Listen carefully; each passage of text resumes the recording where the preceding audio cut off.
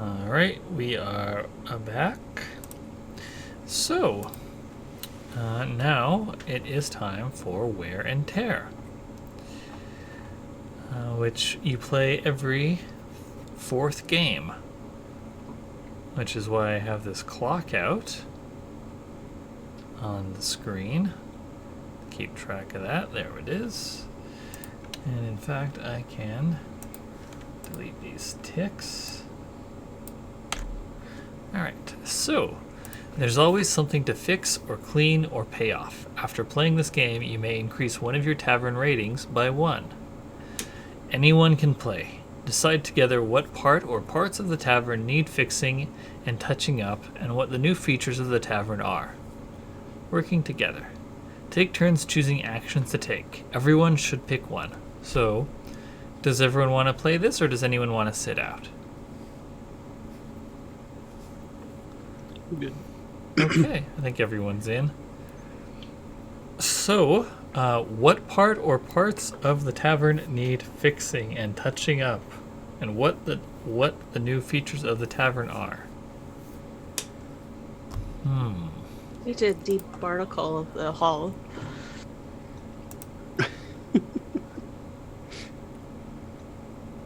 Not that it matters because the ship sails itself, but sure. Yeah, I'm going for atmosphere. Is that what it sounds like? Cuisine, atmosphere, or service will go up by 1. That is true. atmosphere sounds right. Yeah. Okay, so how are we going to make the ship more atmospheric?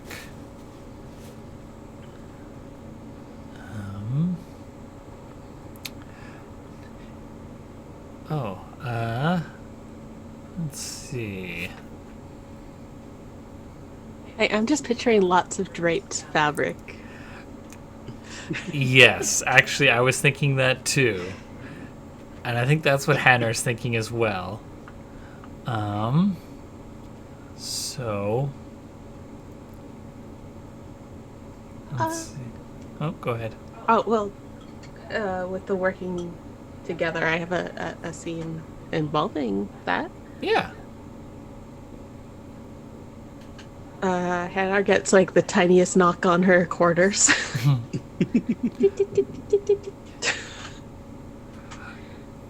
Come in, Dorothy. Hi. Madame V, was, asking for suggestions on how to improve the ambiance of the tavern. And I thought that, since you have a lot of experience with sail maintenance, that you could help me construct some sort of draperies around the room. Yeah, that sounds good. The sails that are up there now, they are frankly on their last legs, so we could use those, take the best parts from them. Oh, I think that we were thinking a little bit more luxurious than linen. Oh. All right. What did you have in mind? Well, we could have a look at some velvet or maybe like gauzier fabric. I mean, I work with gauze with my clothing, so I know how to sew it. But I don't know what the cost would be like for larger, because I get like the last of the roll, and that kind of lasts me for a while. I guess what I mean is, how can I help? Why are you coming to me? Oh, that you could sew with me, or we could just sew separately, but sewing. Well, why don't I go get the fabric? Okay. Do you want to come with me? Help me pick it out? Sure. Madame V gave me like a list of different colors, but they're all pretty much just purple. Is that what periwinkle is? There's more detail to it, but I did not listen. All right then. Let's, I guess go get, what are those called? Swatches? Let's go get some purple swatches. Yeah. Mortifying ordeal of being known here on fucking Fantasy Crap. Jesus H.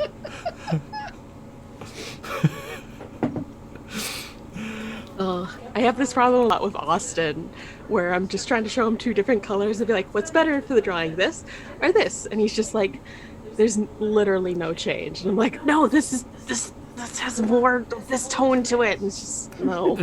No. It is not unusual for me to literally not be able to tell the difference between navy, blue, and black, so... They are so different, mister. Look, I'm not saying you're wrong. I'm just saying my eyes don't have that level of color differentiation. Well, it's become when we were ancestors, like, the women would, like, pick the berries, and, like, the men would hunt the evolutionaries, like,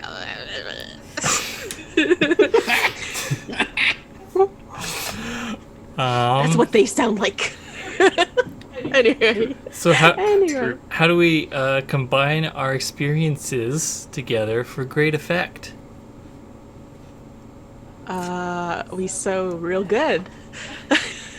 Well, we're supposed to use our adventure experiences. Oh. I use my magic missiles to like, if they're projectiles of astonishing accuracy, that I use them to like send an invisible projectile up into like to like drape over a very tall pipe that I cannot reach otherwise. I have a pitch for you. Yeah. In addition to that, which is that the previous iteration of Magic Missile was Hair. well, yes.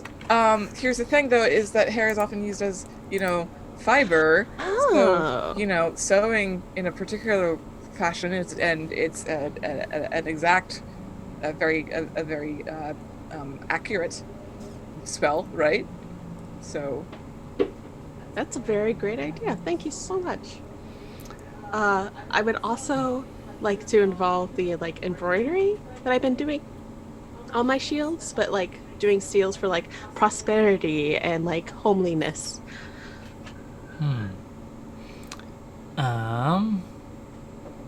Which of Hanar's experiences to use?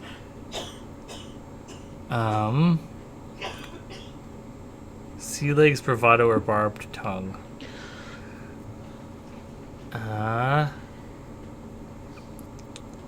Let's see. Gonna go with barbed tongue. Which is that Hanar basically just browbeats the person selling the fabric to them. And just like by the time they leave, the fabric seller's like on the verge of tears and they've gotten a great deal. That was great. Brute force You made haggling. him cry. Yeah, that went much better than I thought it was going to. are we the good guys? Sure. We're the protagonists. So I'm going to take Trader, buy low, sell high, and get rid of barbed tongue.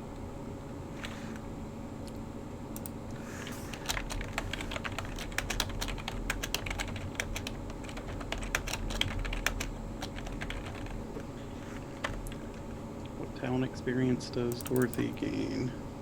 After All right. create useful or beautiful things. Perfect. Heck yeah. Yeah. Okay. And do we each have to choose one, or did that count for both of us? It says everyone should pick one. Okay.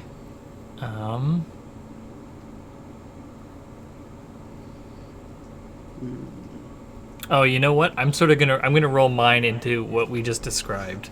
Oh yeah, because yeah. You're completely in your element. Describe how with one of your experiences you work so efficiently that the work is done early. There you go. Which is just them like walking into this fabric cellar and like through the door you can see the like smiling salesperson, and then it's like 15 minutes later, the two of them walk out with a bundle of fabric in their arms, and through the door you can see the like same salesperson frowning with like tears streaming down their cheeks. Why are you so mean to retail workers, Austin? I'm not. Hannah, however, still getting the hang of this whole merchant thing. Hannah still has the can I speak to your manager haircut. Gotcha. Yes. She's used to being the manager.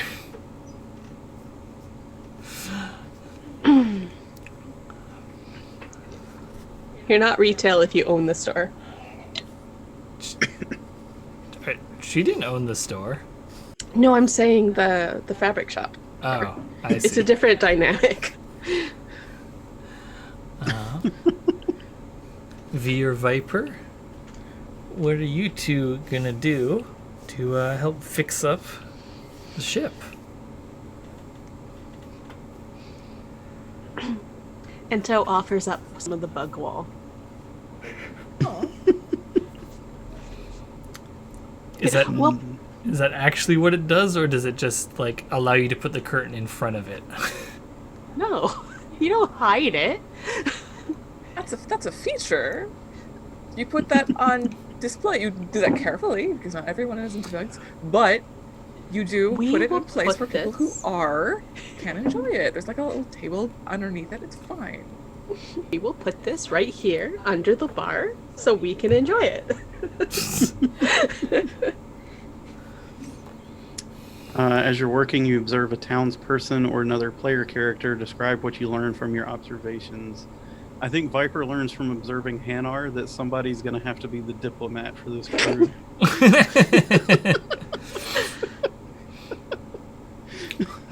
So where was Viper when that sale went down?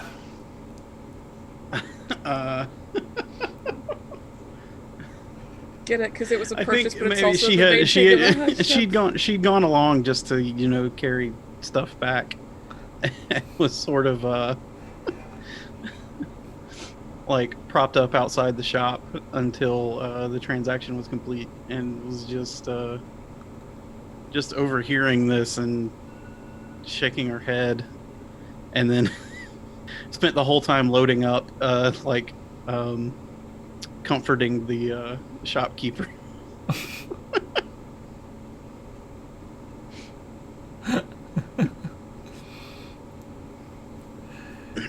God.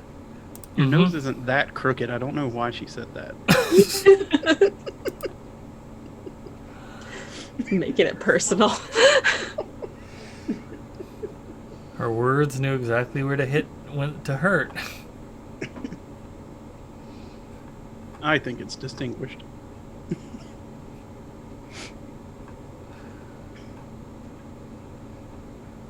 Oh, sorry. No, I was just going to say, and that's it. Well, perfect. Well, I'm gonna come up with the perfect food to give everyone some energy. It's those little berries, but they're cooked right. And they're in like, it's like the way that they're presented is similar to like caramel popcorn. You can just kind of dip your hand in it and like shove a handful of these in your mouth, and it's just like aces. Hell yeah. You've perfected the berry technique. Yeah. Berries on their own, no problem. Got it covered. And they're just like, they're actually like just on the other side of overcooked, So you get like a taste, you get like a little bit of numbness in your mouth, like you chewed on cloves, but it doesn't like it goes away after a while. Mm-hmm. So is the reason that this gives everyone some energy is because it functions like caffeine does, in that it's not giving us energy, it's just like making our body ignore the tiredness? Well, caffeine also increases blood flow. Sorry, that's not relevant to what we're talking. These are like a mild, like adrenal stimulant. Yes.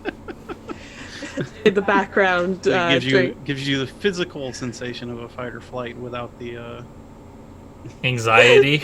without the anxiety that comes with it. Yeah. in the background of this scene, the daredevil tastes it, and she's like, "Yes, this is what I wanted."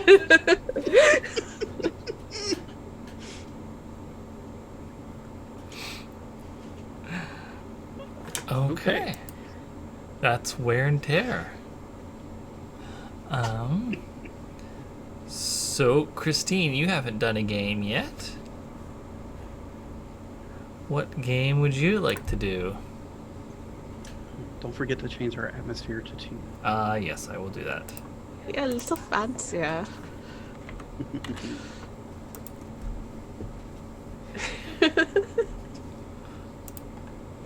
We have to do Romancing a Stranger. I'm so glad you picked that. Yay! I had a feeling you would, and I'm glad that you did. Like, if I don't flirt with all my friends in a week, then I'm gonna die. I die. Okay? You want Christine to fucking die? Yeah. No, I said I hope she'd pick it.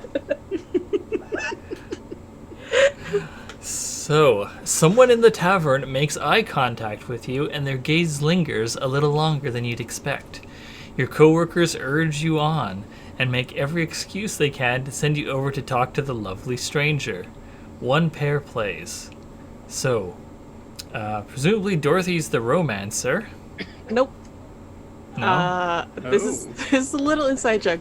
Hannah comes from, she was a minor character in another game, and I'm totally bringing in the character that had a big hots for her because it's fun for me. Okay, so you're making me the romancer, Yeah. and you're gonna play the stranger. Yes, the mysterious stranger. So, describe a detail about the stranger that drew you to them. Let's see. Okay, I will describe her. Yep. Okay, go ahead. Her name is Daita. She is 5'0". She's skinny as a whip and dark skin.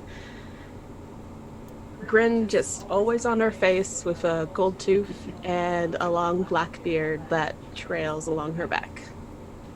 Do you mean braid? I think, what did I say? Beard. No, braid. Okay. So what's a detail that drew Hannah to her? Her, yes? Yes. Her youthful exuberance. She looks like she's always about to have a good time. Yeah, she's probably drinking with some people, laughing, trying to get as much attention as possible. Okay, so stranger, describe the first thing you notice about the romancer. Tall, big. Big? Big.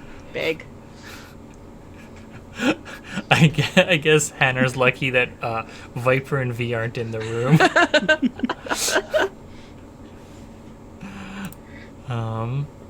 Viper in the back, like wiping down a dish, stoops over to look into the tavern room, stands back up, remains in the background. So, now we take turns asking questions. Each player should ask 2.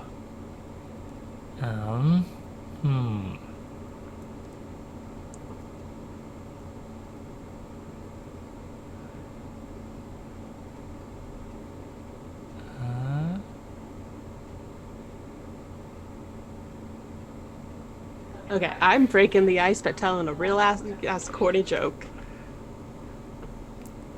What do you do? Do you laugh? Tell any really corny joke? Hmm.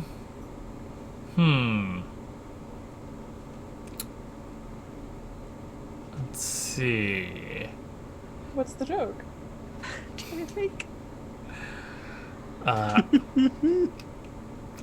Hannah definitely laughs. I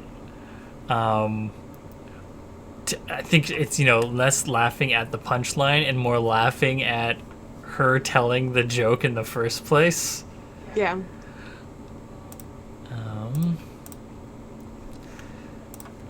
Yeah.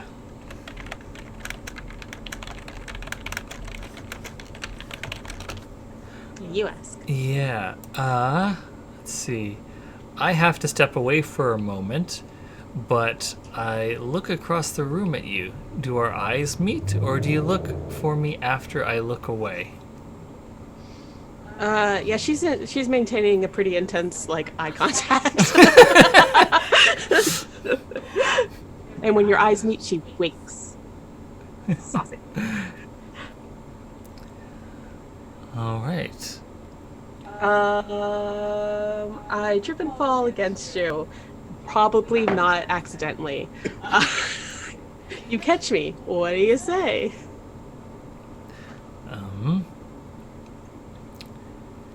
Careful, darling. I guess you don't quite have your sea legs yet.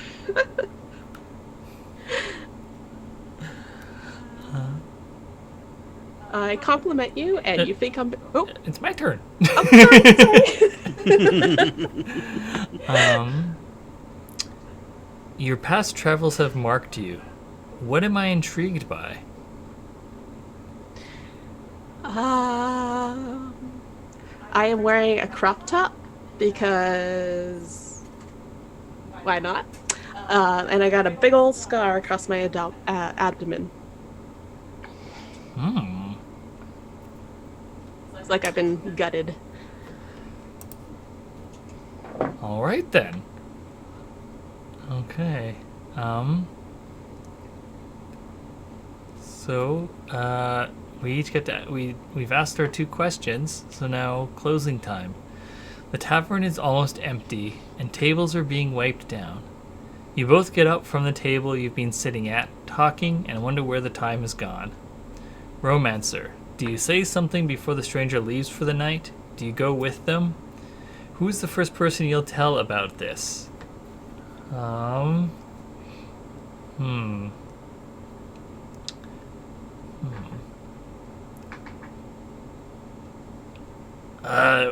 had a really nice time talking with you. I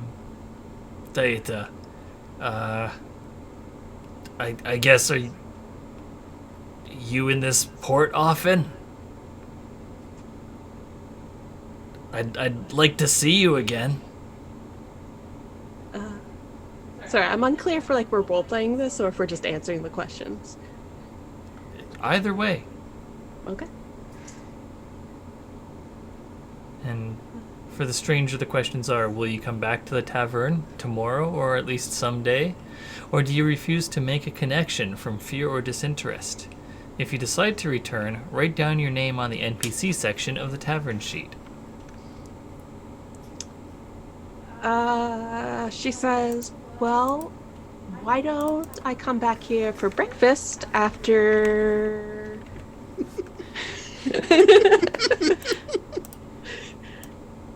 Why don't we come down here tomorrow morning together? Huh? Wanna bang it out?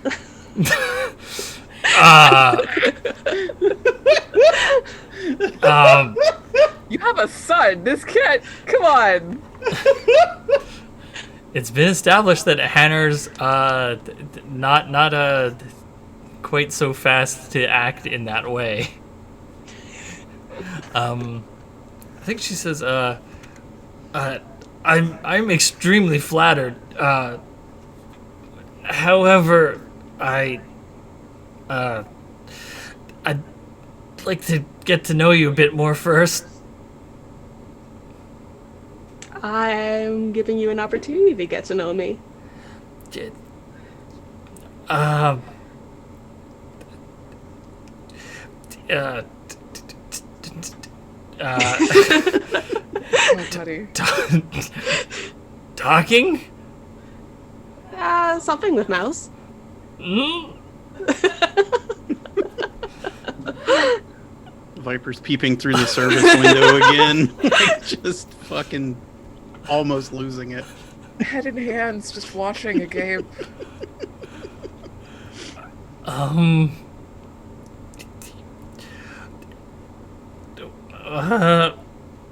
Should we do something?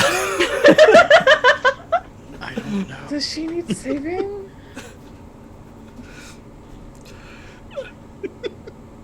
Okay.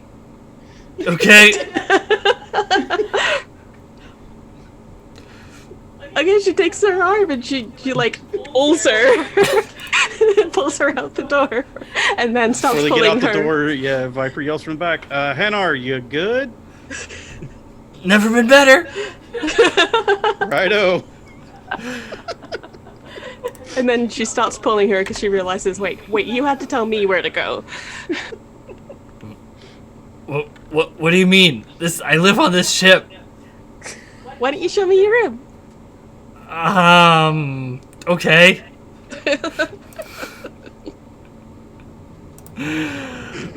Yeah, Okay. I think it's fair to cross out Hanar's bravado. Never falter.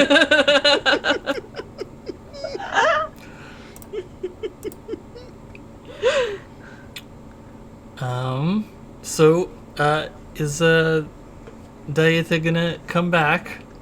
Well, hopefully she. Anyway, yeah, sure. One day. How do you spell her name again? I'll write it down. Well, I gotta put it on the roll 20. Oh.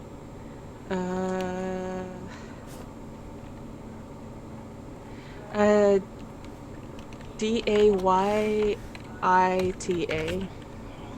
Okay.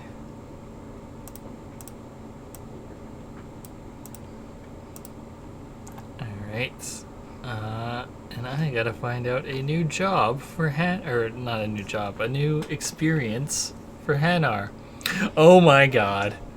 Sorry, I looked at the merchant one, and one of them is well traveled. But you know what? Instead, I'm going to go with the perfect gift. You know what people want. So who's the first person you tell about this?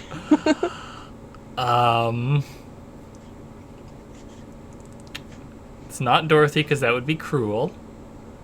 Why? Because Hanar knows that. Well, one, Dorothy has approached her to do get freaky before in the past. Yeah, but that Dorothy wasn't. It's complicated. Dorothy wasn't interested in doing it, but she's open to doing it. And also, I think it probably came up that Dorothy has those desires but can't indulge them because of her physical form. So she doesn't want to be Got laid.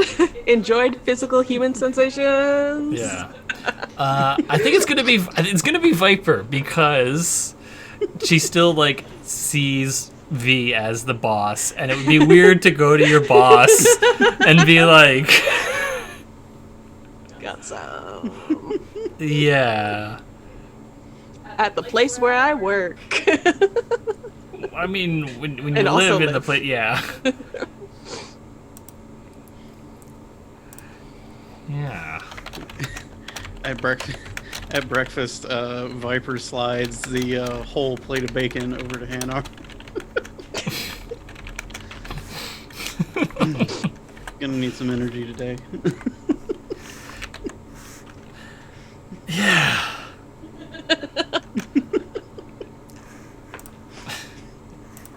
These young ones are hard to keep up with, aren't they?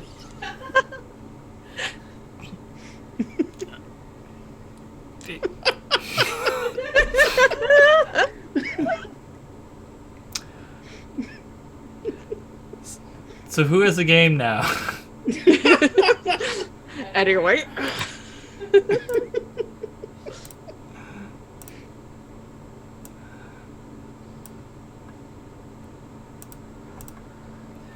Let's see. We could do Festival Day. We haven't actually put on a show yet. Yeah. You want to do Festival Day, Sasha? Yeah, I would. Okay. Your town has a few festival days a year, and they're some of your busiest. How do you prepare?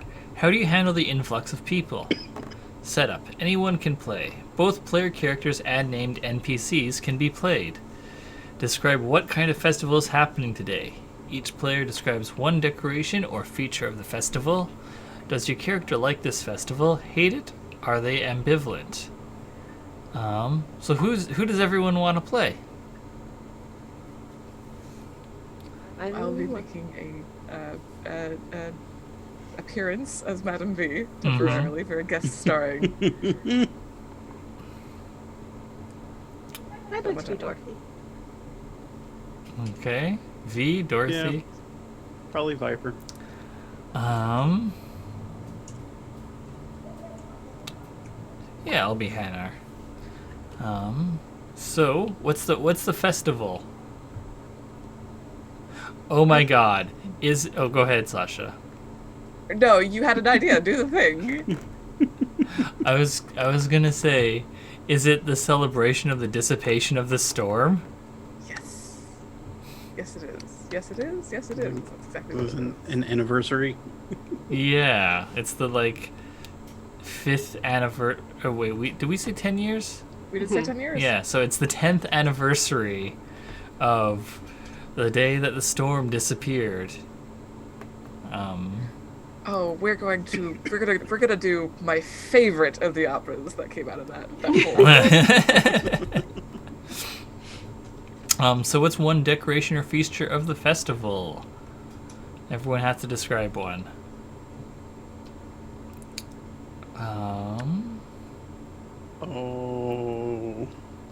Oh, I have one. I have an idea. Children make little suns out of arts and crafts. And they just stick them wherever they can all over town. So there's just all these little suns of varying school children quality, just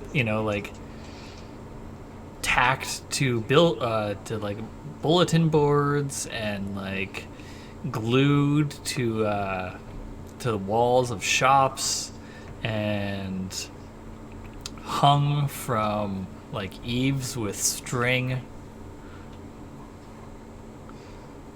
'Cause rain's gone away, sun's come again. How many of these suns have little sunglasses on? Please explain that to me. 5%. Yes. Gotta protect your eyes. Calm yourself.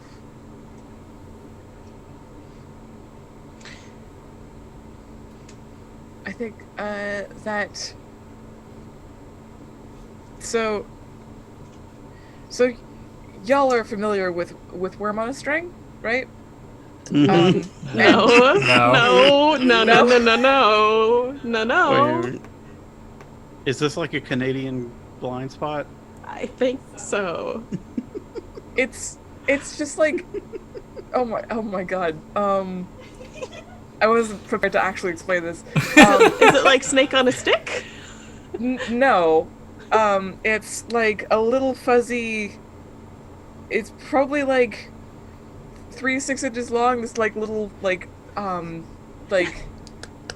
and it's mostly string. Fuzzy worm. Yeah. It's a little fuzzy worm. Yeah. It's the same kind of material as a pipe cleaner. It's got little googly eyes attached to it. It's a kid's toy. It's got an invisible string outside of its snoot, and so you can tug it around. And yeah, it's a puppet. Yeah. It's a puppet. Okay. Yeah, I'm looking them up, and they're wild. Yeah. And you know how what's been really trendy for Halloween is giving things making bone versions of things that don't have bones in them, like just really fucking up a spider, or like a bird that's got like bone feather wings, things like that. So you just kind of mash those two together for the old worm. The old worm. You get bone worm on a string. Yeah. Those are toys. Amazing. And stuff, and like the form of some snacks probably.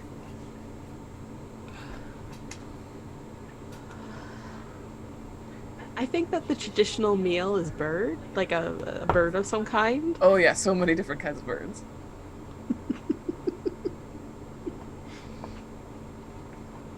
Any more details? We're missing Hadrian. Oh, I thought I meant more like any more details about the bird. Oh, well salted. Bird jerky. There's like a javelin throwing competition. Ooh. And the winner gets to wear a crown crafted in the shape of lightning bolts. Oh, hell yeah. To represent the eating of the worm? Is that what the javelin competition is? Yeah. Yes, exactly. Okay, yes. Good. There's a little bone worm on a string tied to the head of the javelin.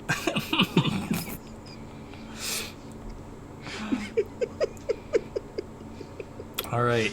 So, do your characters like this festival? Hate it? Are they ambivalent? What does everyone's character think about this festival? I hate it. I hate it so much. Why? So many people died, and then there's just like jackasses throwing javelins and like getting drunk on the street. Like, Viper likes showing up to the javelin throws and being a ringer.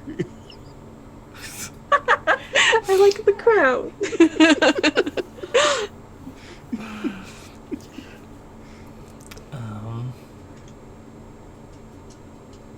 Bataby loves it. Bataby also, it stresses her out completely because the party has to be just right. Like, everything has to be perfect, and it's going to be great. And I don't think she ever relaxes enough to truly enjoy it, but she is smiling very large. Hannah loves the festival because she always gets to see her grandkids, and she spoils them rotten during it. Oh, She is just like a complete opposite of like how she was on the ship. She's just an absolute softie to her grandkids. Aww. I think Dorothy's a lot like extreme Protestants at Christmas, where it's just like, it isn't about gifts. Like, we're gonna go to midnight mass. Everyone's coming. Come on. Like, This is not about having fun. yeah. Okay. So each player can use one of their experiences from their adventurer job or their town job once during festival day to succeed and gain an automatic point. So keep those in mind. If at the end of the game you have a number of points equal to the number of people that played the game plus 2, you succeed at the game and can upgrade the tavern. If you have less than that number, describe how each of your characters recuperates from being overwhelmed. So, challenges. Do we do all of these? I guess we do. Okay. So, you severely underestimated the amount of prepped ingredients you would need for the festival and have to use a knife faster than you ever have before. Flip a coin. Who's doing the chopping? When we're using our experiences, do we lose them? For your adventurer ones, yes. Not for your... well, you lose your adventurer experiences, and then you gain a town experience. Okay, how many town experiences can you have? You only trade. So we'll have 3 town experiences and 0 adventurer experiences. Okay. Technically 4 because we got a free one at the. Oh, yes. You are correct. Yeah. Okay. So yeah, who's doing the prep work for Baramy and chopping? Viper has a bladed forte and 4 hands, so let's go. All Let's right. flip a coin. Roll that D2. So I guess we're doing 1 is heads, 2 is tails. Sounds good. 2 is tails. You accidentally cut deep into a finger and have to sit out nursing your wound for a while. Oh. I really am stoppable now.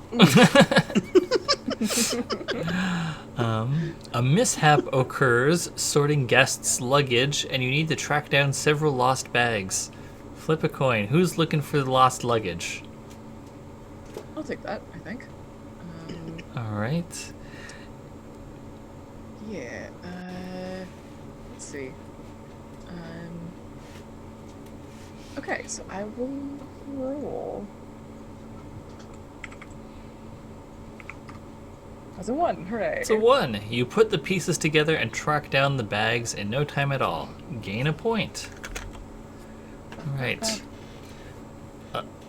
A very upset guest. Oh, well, what does that look like? Sorry. I think it is a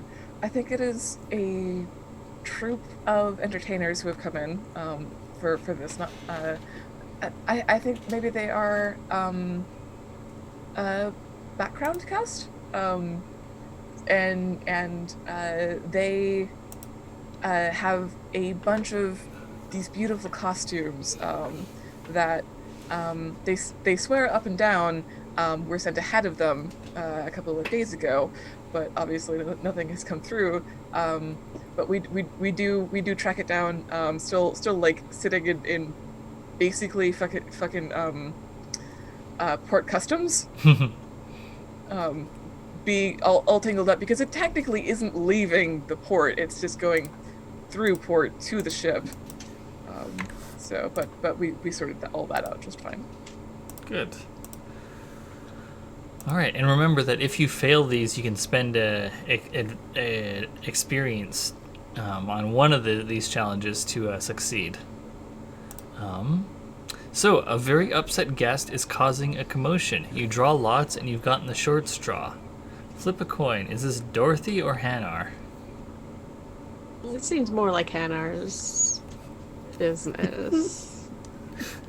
Okay, let's see if Hannah's able to be a good customer service rep.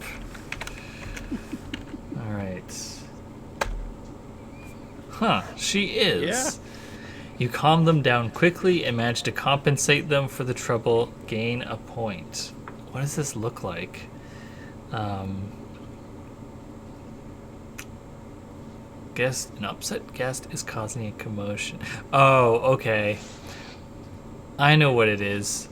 It's a child who got lost in the festival. No. Aww. And so Hannah calms them down, gives them a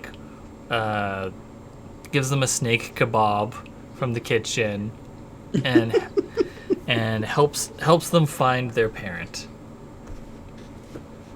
Good grandma shit. Yeah.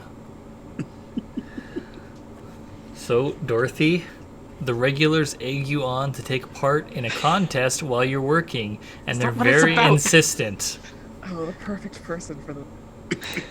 So, what's the contest? I don't know if I can do the javelin throwing since the javelins are much bigger than me. Whatever kind of We have javelins of all sizes. kind of contest would there be? Who can pretend to be dead the longest? No, That'd be amazing if Dorothy loses.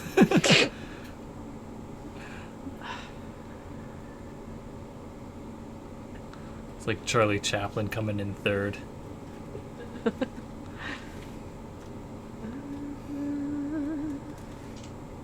How do you gamify the hardest fight of our lives? With a javelin toss. Yeah, but what else?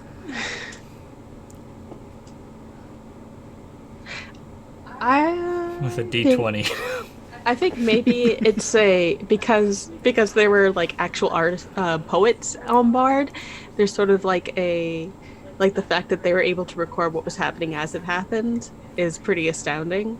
And so in like respect to that, there's like there's like a verse off maybe. Like poetry or like a rap battle. I guess like a rap battle. Who can deliver their favorite verse most convincingly or something? I know, Christine, you're a fan of the Vikings doing the like poetry speeches. Yes, right. I forgot that there's poetry offs. Is the Viking poetry off? Yes.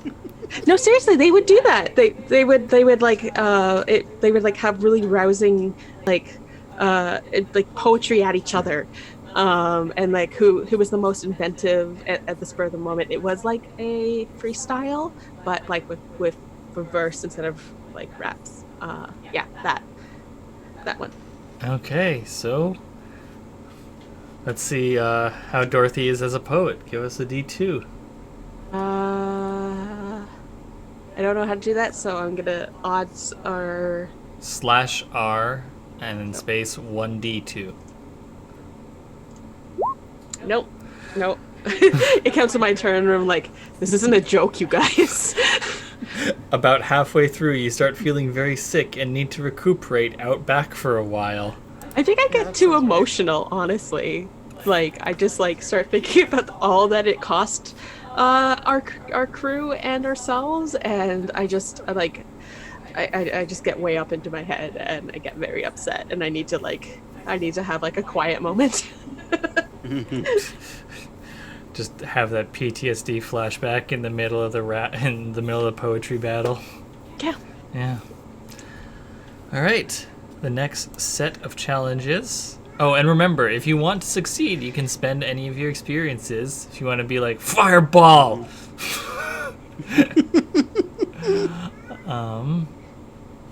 Okay. An adventurer is a little careless handling a magical artifact, and it goes haywire in the middle of the festivities. Who's tackling this? I think I should. Oh, you. Yeah, I think Dorothy's a good fit. And I'm gonna use my arcane studies. You can choose to do it after you flip. Oh, okay. Yeah. All right. So wait. But I think that someone activates the magical seal that I have on the deck. Oh my god. They like sort of stumbled accidentally into the ritual, and then we'll see how that goes. We didn't disarm it after? I wanted to, but you were like, it would ruin the aesthetic. Oh shit, that did happen.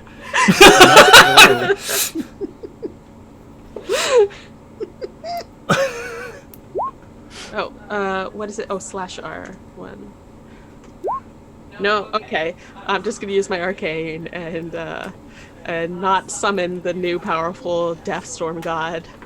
Yeah. So it is contained with only a few hats blown off and maybe a table upturned.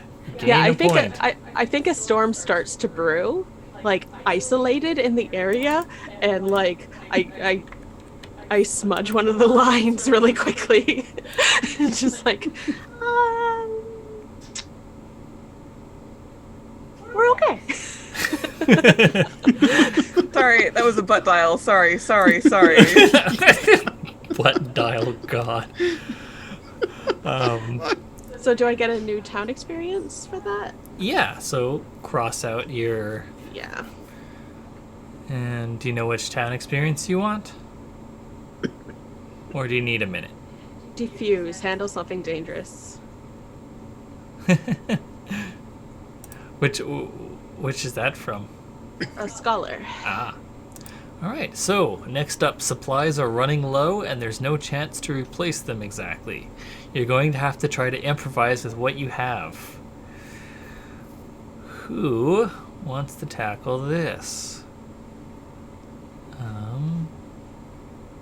I think Hanar will, because she's been taking over the quartermastering, while Baramy's back at his old job in the kitchen. Supplies are running low, and there's no chance to replace them. You're gonna have to try to improvise with what you have. Okay. I think I know what it is. There's like, because of those dishes that got broken by the drunk girls like a couple months ago, like we've been busy preparing for like the festival, and so Hannah like basically just forgot to get those replaced.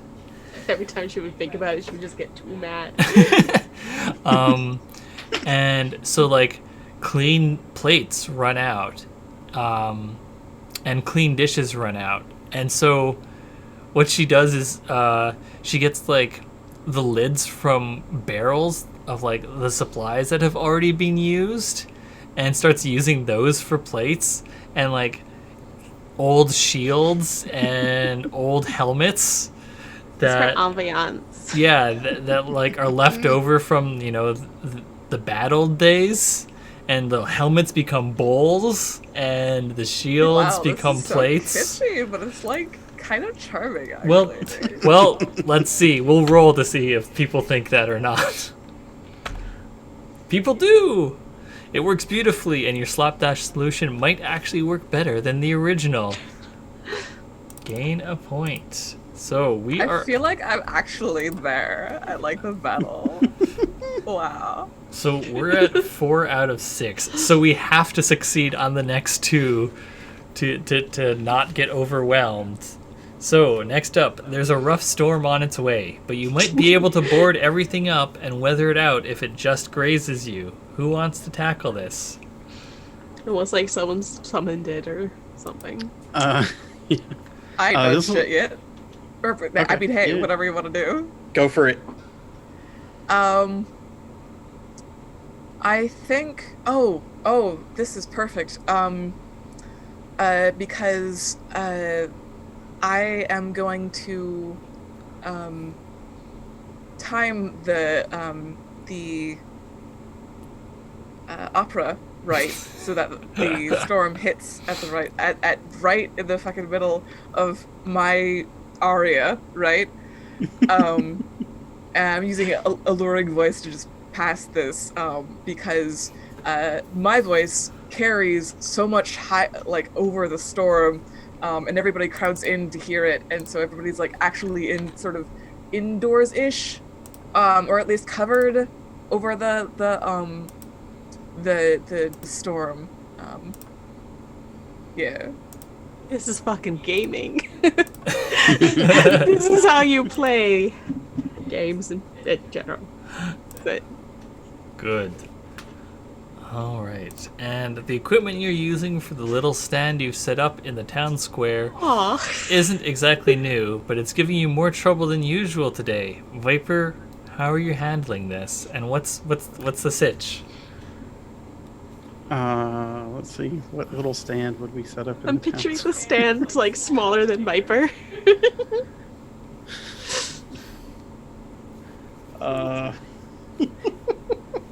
May I make a suggestion? Sure. Boo. Is it? I was gonna say, is it like a town crier thing, like Viper's just directing people to the ship, and there's, I don't know, something in support of that? Hamlet's explaining the play. Religious pamphlets from Viper.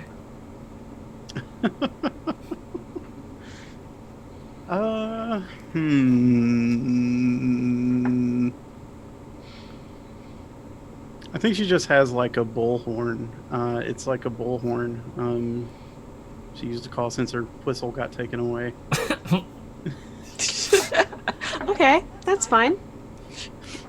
Like when you say a bullhorn, do you mean like an actual horn made out of like a bull's horn, or do you mean like just a big, you know, like analog megaphone? This is probably an actual horn. Megaphone thing. Viper can get pretty loud, but this helps her get louder.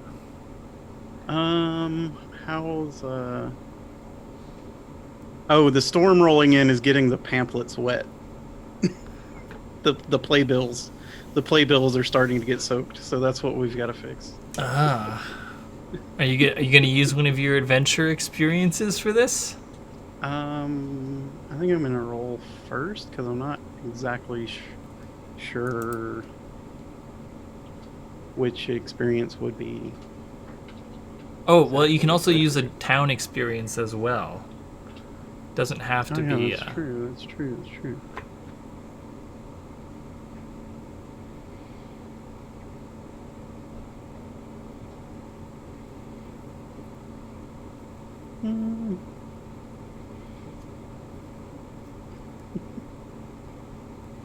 I think Viper's warm presence and jovial nature gets her invited in under a more permanent merchant's awning to do her hawking. Mm. And so that's how she passes and doesn't lose the playbills. Nice. So, that gets us 6 out of 6.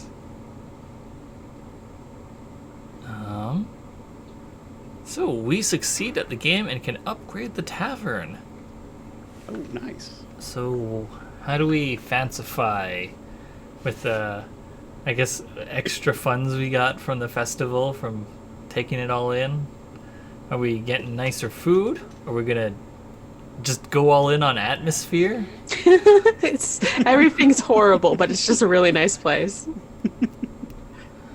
Or better service?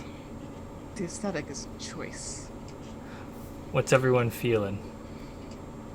I personally feel it is more in line with our character if the service stays low. I too feel like aesthetics should be high, and then everything else is something we can work on after. Such a weird min-max. Yeah, sure, yeah. Atmosphere. Why not? Alright, atmosphere 3. What's that equivalent to? Serviceable mattresses, beautiful artwork, abundant light. Alright. Great place. Okay, Not a bad seat in the house. yeah, okay. So, now we need another game. Hadrian, do you have one in mind?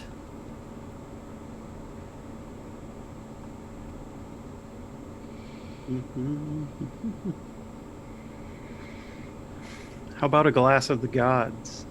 Ooh. Oh, yeah. Okay. So, adventurers like a stiff drink, and most of the time they're just looking for a good ale or cheap wine. However, sometimes a troubled adventurer will come in, looking for answers, and letting them drink themselves into oblivion is the wrong one. It's your responsibility to mix the perfect drink, something perfect for the situation that can push the adventurer to look inside and find the answer on their own. Setup. One player is the adventurer, another player is the bartender. The adventurer can be a player character, a regular patron, or a new face. The bartender should be a player character or an NPC created for a cuisine rating of 3 or 4. So, who's the bartender? Be a player character. Yeah. Yeah. Who's the bartender? Is it Viper? Since it's... I think honestly with this description, yeah, I think this could be Viper. given... Need many hands for mixing many drinks. Okay, and who wants to play the adventurer? May I make a request? Yes.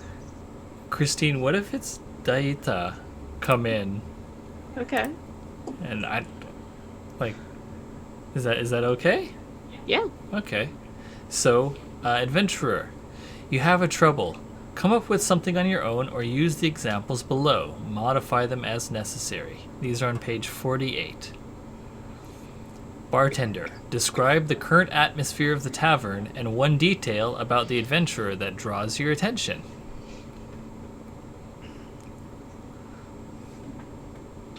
Let's see what her trouble is.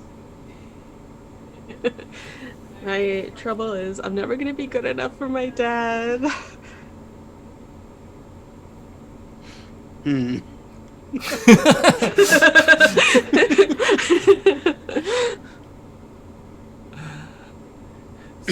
So, what's the the current atmosphere of the tavern is pretty incredible.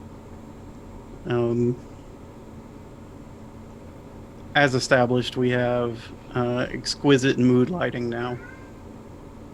So it's like the perfect place to be. Into your cups. Depressed in the dark, but still visible to others, so that everyone can know how you're feeling. Oh no. Like you don't go sit at the bar and look depressed if you don't want the bartender to talk to you. I am desperate for attention. Okay. So what's a detail about the adventure that draws your attention?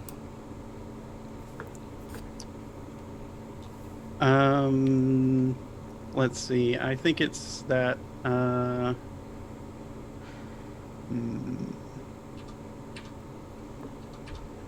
does one get across the fact that they're feeling inadequate? She orders significantly larger drinks than she should. Okay. So, mixing the glass. The bartender asks questions, the adventurer answers. Come up with questions on your own or use the examples. Ask as many as are necessary. These are on page 49. So, yeah. Okay. So are things just not strong enough for you tonight?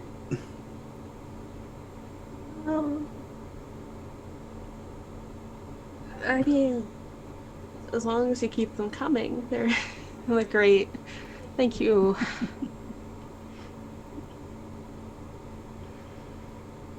Let's see. What you been up to out there since you last graced us? Well, I've been trying to. Hannah told me about the work that you guys did with, God,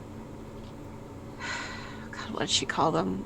Well, they call themselves people. The second iteration of Sparks. Yeah. So I've been going with them and trying to act as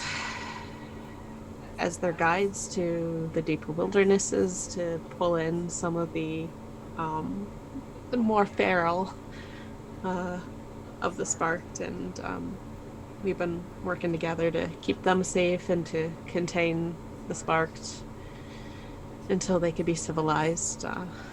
It's been surprisingly easy.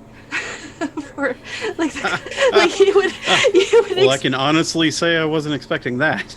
Well, I mean, this almost destroyed our world, and now I'm like walking alongside of them, and they're not very smart, so you just need a couple of good traps. And I was expecting to stab some more people, but I guess luckily we didn't have to do that.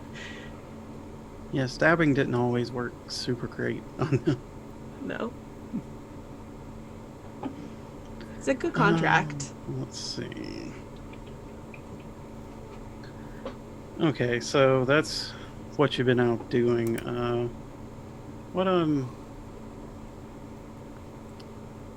What's like the scariest thing you've come up against out?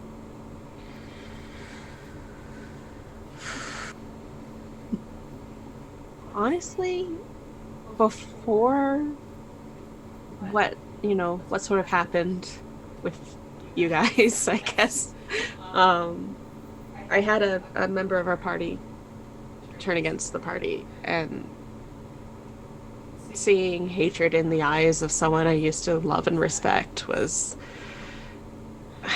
God, I don't think anything can really compare to that.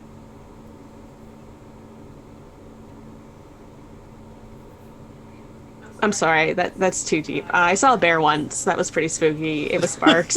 It had like snakes on it. It was a bear with snakes for arms. That's actually probably more spooky. It's fucked up, right? Yeah, that's pretty fucked. Yeah. You like sweet stuff? I love sweet stuff. Do you have like do you have anything like really strong? I gotcha. Okay. Okay, let's see this. Okay. I think what she's gonna come up with is if we were to put it in modern terms, it's a strawberry daiquiri. Hell yeah. But it's she tells you it's a drink from Aqualon. They used to make it in Belmar, in the big city where they could keep ice. And this was the first drink that I shared with my dad when he was still alive. Yeah. Is he not alive anymore? It's been quite a while. It's not a it's not a sore subject. Oh, I'm really sorry. Were you close? Well, he did take me out for my first drink. That sounds really So here. nice. I'll make one for myself too. I had this drink with my dad before he died. Your dad's dead?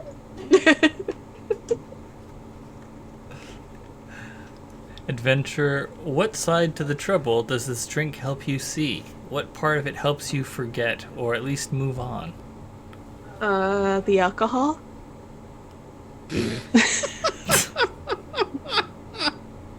I think actually sharing a drink that's like, I had a great relationship with my dad. Let's drink it together will actually make me even more maudlin. But the alcohol, So, that helps me forget. so there's no side to the trouble that this drink helps you see?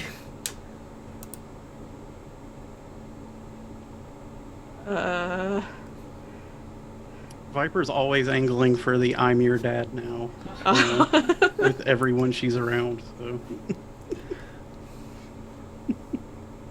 I guess I gave you a really tough problem. I'm sorry. Fix my daddy issues, please. I think that the drink with Viper helps her feel accepted in the way that a drunk person latches on to a sober person. You're like my best friend. It's a drink that's like mild and makes you feel like there's more alcohol in it than there actually is, but it just sort of slows you down. You can't drink it fast or you'll get brain freeze. Yeah, that's a good feature. That's a good feature.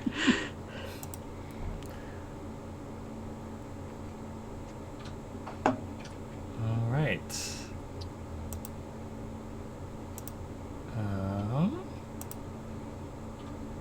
And that is 3. So now, do we need to take another break, or should we go to wear and tear again?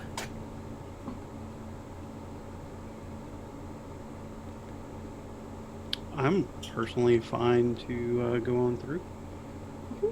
Yeah. Okay. Also, quick check-in. Does anyone have all of their adventure experiences spent? No. No, but I did. I didn't mention last time I spent one. I took spin straw into gold, which is tell enchanting stories, which feels right. Yeah. Okay, so wear and tear. What part of the tavern needs fixing and touching up?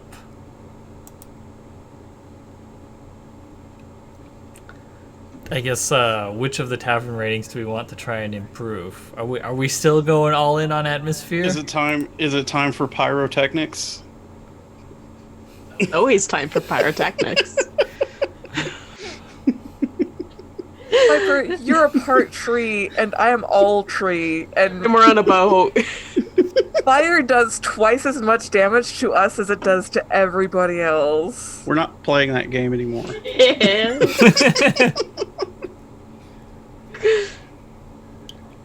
We have a wizard.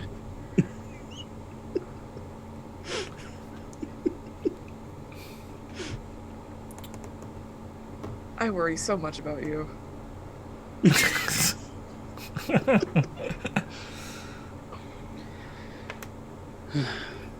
So is that atmosphere 4 or? I don't know. 4 is Unless max, anyone, right? Yes, Yeah, 4 is max. Yep. Episode 4. We're so close to it. Let's just do it. Let's do just it. commit Let's do to it. the Let's do bit. it. Let's fucking all in on atmosphere. Shit food, even worse fucking servers. But goddamn. Feather beds, roaring fires, lavish tapestries. Hell yeah. Okay, so take turns choosing actions to take. Everyone should pick one. And also, we still got to figure out what needs fixing and touching up, and what's the new features getting added. Do we use our our adventurers experience at this stage? We can. Pillars of flame at their entrance. Pillars of flame at our entrance. So is this you're completely in your element? Mhm. Describe how, with one of your experiences, you work so efficiently that the work is done early. I make fire. I do fire, and fire is done. Fire. Can it be like blue or Yeah. It could be any Something. color you want. can we like tweak that afterwards? Like special for the is that like mood lighting, you know, with the LEDs and stuff? Yeah. Can you just kinda Yeah. Control that at whim. Cool. Dorothy has like a dial somewhere. You just gotta. Yeah. It's just a color wheel on a dial. Mhm. Nice.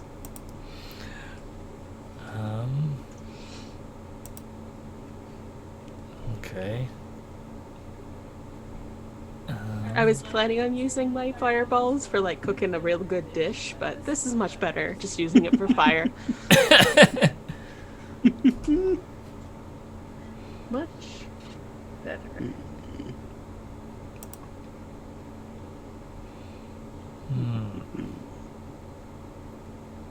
Can I make a suggestion also about adding to the decor? What if we had like living walls of flowers growing? Ooh, I like that. Separate from the fire. Oh, I should hope so. Like we have creeping vines going up like the support beams and like a curtain of flowers and Yeah, if I may make a suggestion. no. How about Hannah uses her sea legs to like move through the rigging of the ship skillfully and helps like bring the vines up around the mast and like the spars so that like the whole like the sails are just surrounded by these flowering vines that have been provided by Madame V.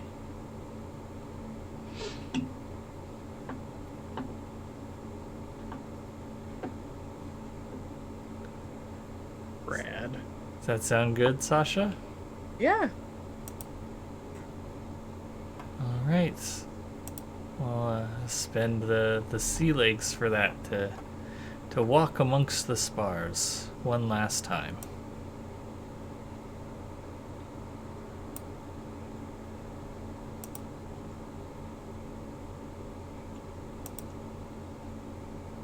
I think It is. It really is something to watch Hanar move up in the rigging, and I didn't think it would ever come to this, but she has slowed down a lot. I don't expect she will do that again.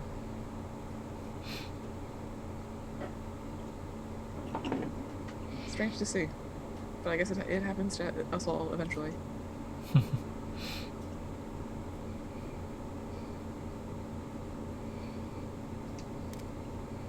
Dorothy's been running around excitedly asking people if they've seen their fire yet. You guys see my fire? Change any color.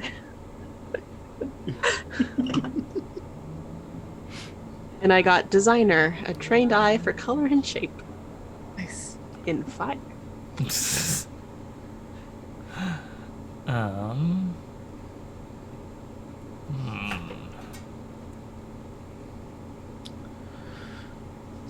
What is Viper doing?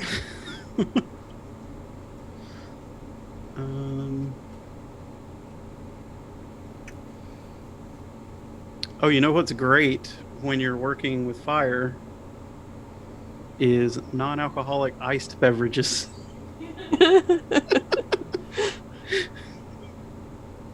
Viper's serving up the virgin daiquiris.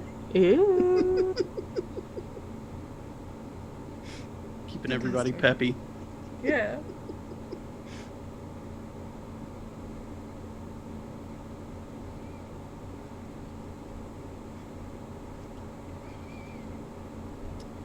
And is that all of us? I think that's all of us.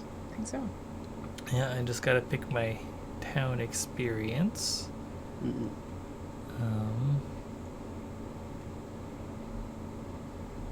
I think I'm gonna go with Garrison. You never have to work alone. Oh.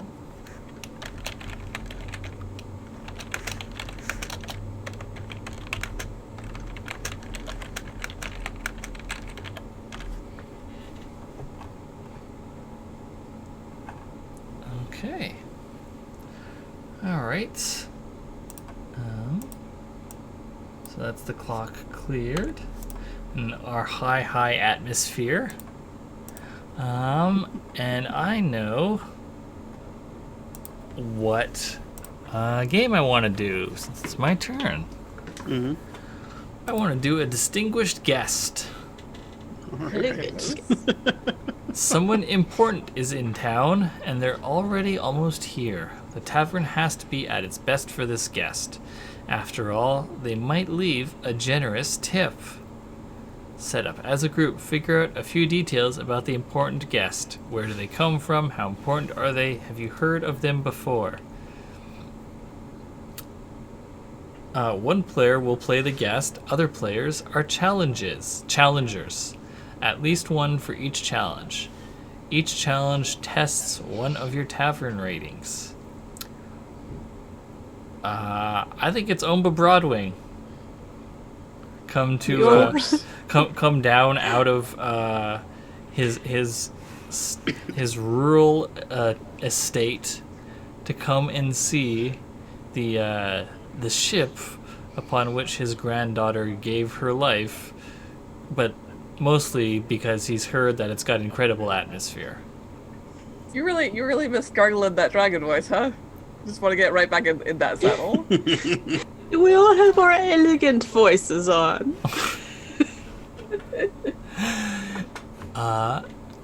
So, there's 3 challenges. Who wants to do the cuisine challenge, the atmosphere challenge, and the service challenge?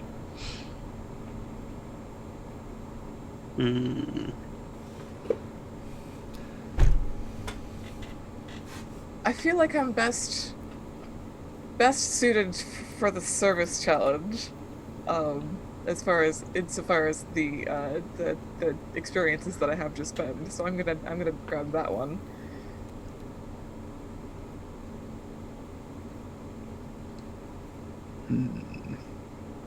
I'll do the. Actually, I could do the atmosphere or cuisine, since I feel like designer can be jury rigged to fit both. Viper will do cuisine. Okay, so for the cuisine challenge, challengers, describe the special preparations you undertake to make a special meal. You'll probably need several courses and something that highlights local products. So, what's the special preparations? We're definitely going to have one course of Madame V's now refined shredded chicken dish, for sure. It's been months and months and months to get that recipe just right.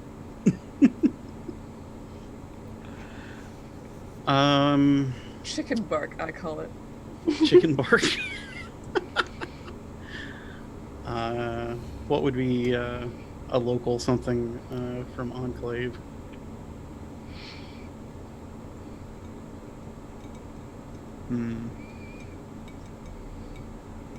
Maybe it's, I mean, it's like a special bread. It's like a special bread made with the particular variety of wheat that grows in the fields nearby. Hmm. It could also be something smoked. Yeah. We can do all of these. It's mini courses. True, Yeah. very true. When you have finished describing your preparations, flip a number of coins equal to your cuisine rating. If any challenger has an experience that they described using in the scene, you may flip one extra coin. Viper, was there... Well, you gonna make I'm use? going to use guidance. A sign from your deity.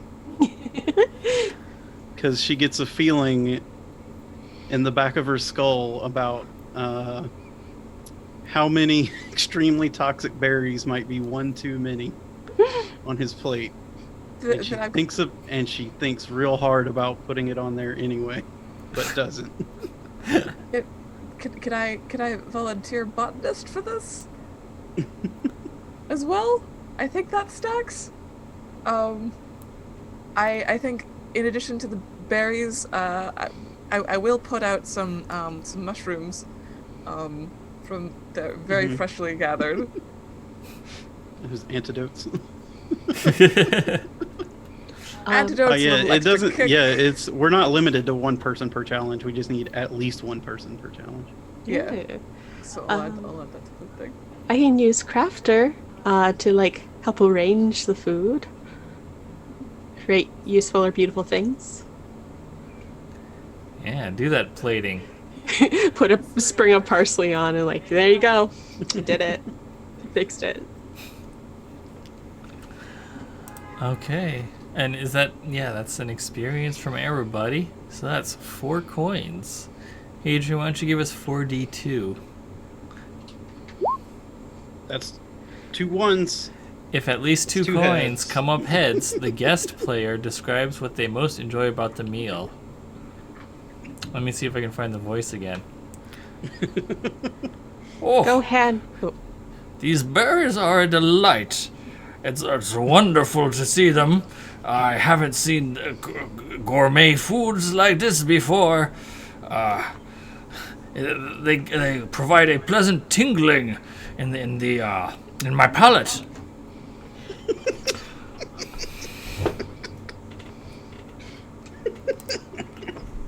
did he like the parsley? Oh, and the plating was magnificent. Ah, yes. I'm just picturing just giant Drake claws, just like picking up these little tiny berries and popping them in his mouth. Whew. Whew. Excellent. Yes. Okay. He's gotten 10 years older. Give him some break in the voice.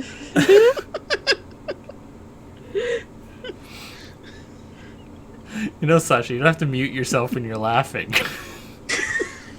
It's just wheezing. That's all I was doing.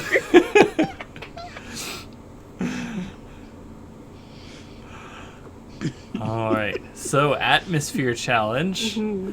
Describe what you do to make the tavern look and feel welcoming. Are there special decorations? Do you hire local musicians? All right, okay. Flames, yes.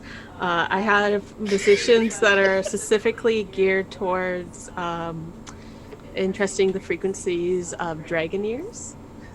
Got that fixed up. And we break out the gold plates. And then we check him to make sure he didn't take any way out. Are they actual gold? Yes. Okay. Oh, just dress this place up gaudy as shit. Just no taste, no like limits. Gold everything. It's going to be Trump Palace just for the night. Disgusting. Just for the night. Just for tonight.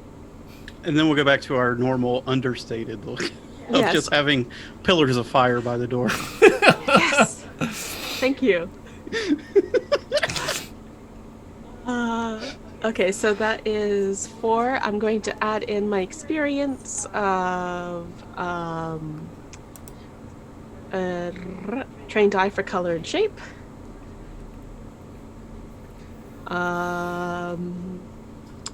Anyone want to add in? Are we good?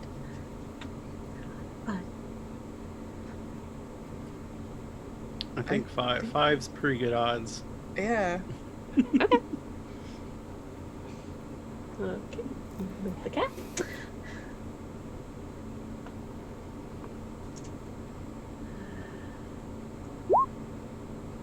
We get 1-1. Oh no. Oh. That's okay. That means we don't fail. That's good enough. Yeah. If all coins are tails, the guest describes something in the tavern that is considered passé, but not all of them are tails. But there's also not 2 or more heads. It's just he doesn't understand why our tavern is dressed exactly like his bedroom. This is awfully familiar and somewhat unnervingly so, admittedly. I am uncomfortable here. No, because we didn't get all tails. He's comfortable but unnerved. Although he could be unnerved and it's just not passé. Oh, of course it's not passé. Alright. Service challenge. V. Describe how you organize the NPCs so that everything goes smoothly. So, how do you micromanage Bearamy? Who is in charge of what? Well, oh my god, can I spend more than 1 experience? I think you can only spend 1, but the other 2 can bring in their own experiences if they can apply. I have 1. Okay.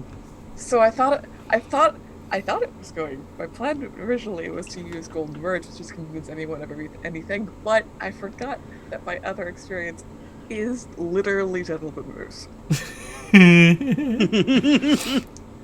So I think that might be it. I think maybe Gentleman Moose gets a little server hat and like a little like some like candles on the points of his antlers and like spend some time training, or not training, but like discussing the kind of staging that he needs to do and the like how to carry the plates and stuff, and yeah. Can I make a suggestion even though I'm a guest? Please even though I'm do. the guest.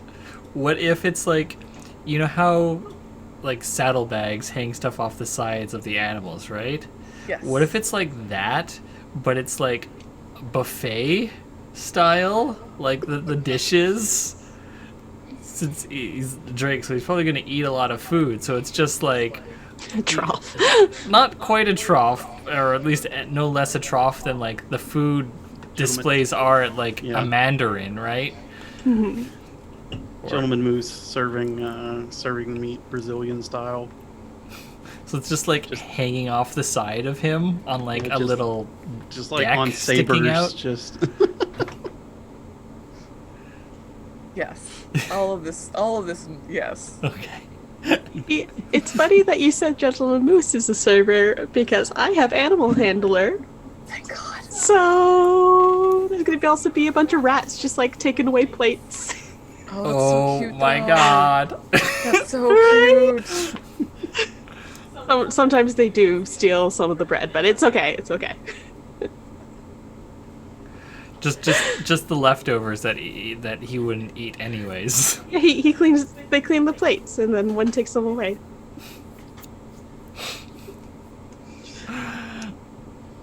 And Viper's newest town experience is Thanatologist. Help the dead find peace and help their friends and family move on.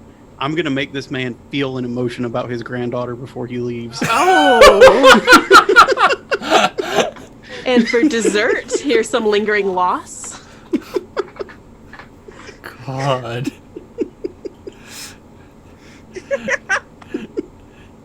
Dinner and a therapy session. My goodness. All right. That's four. That's four. That's 4 Yeah. coins. Whew. Split right down the middle. We got it though. So, if any coin comes up heads, the guest describes. I guess that. I don't know if this is an old version or if this just isn't finished, but the sentence just doesn't complete. Probably an old Describe. version, I Yeah. Describe. Yes. Talk So about how probably much it something, rules. yeah, how wonderful it is. Love to feel loss. Oh, these tiny critters! What a delight they are! Is Gentleman Moose one of the tiny critters? No, he's not that big. Aww. And this gentleman moose, I recognize him from about town. I didn't realize I'd be getting served by a celebrity. How delightful! Oh, and well, it wasn't as delightful when I was discussing poor departed Violet. But, well, I did remember her fondly and all the things, the joys that she brought to my life, like the 20% stake in Starfall. No, we hit that. We hit burned that, those contracts. sir. Oh, right, okay. I can't believe after everything I've fucking done, Gentleman Moose is still more famous than I am.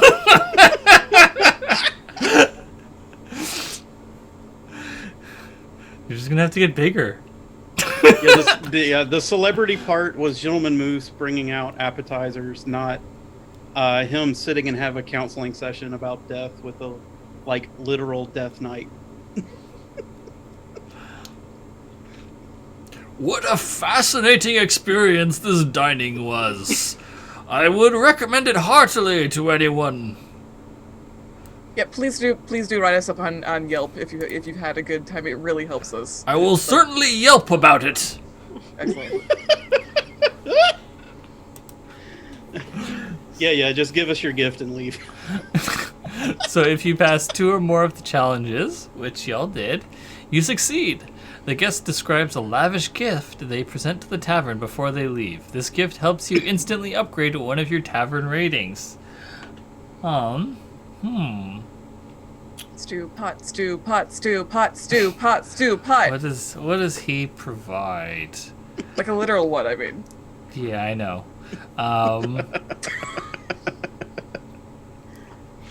Let's see. Oh, I know. Well, there's this little farm that I bought as a hobby, but I never got around to engaging with it. So I think I'll bequeath it to you. It's not a large thing, but there's plenty of fresh vegetables and livestock there. And I'm sure you could make better use of it than I have. Enjoy your fresh vegetables and fresh meats and dairy. Good day. So that's cuisine +1. After getting served by Gentleman Moose and these friendly little critters, he does not feel that you need assistance with your service. But who doesn't love a good fresh carrot right from the hobby farm?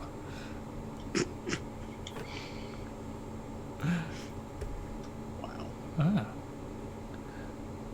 So, that was my game. And does anyone have adventure experiences remaining to spend? Yeah, Viper still has one. I also still have one. All right. How about a Bard's Tale? Yeah. Okay. A Bard's Tale. 45. Yes. During your time as an adventurer, you accomplished many daring deeds. In fact, some of those deeds are retold to this day by traveling bards. One player is the bard, another is the adventurer.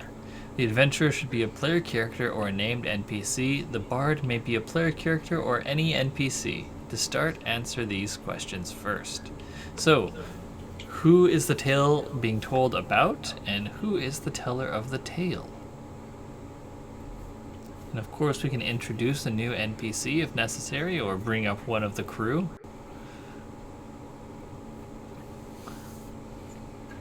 I believe the contrabass did survive. I'm sorry, can I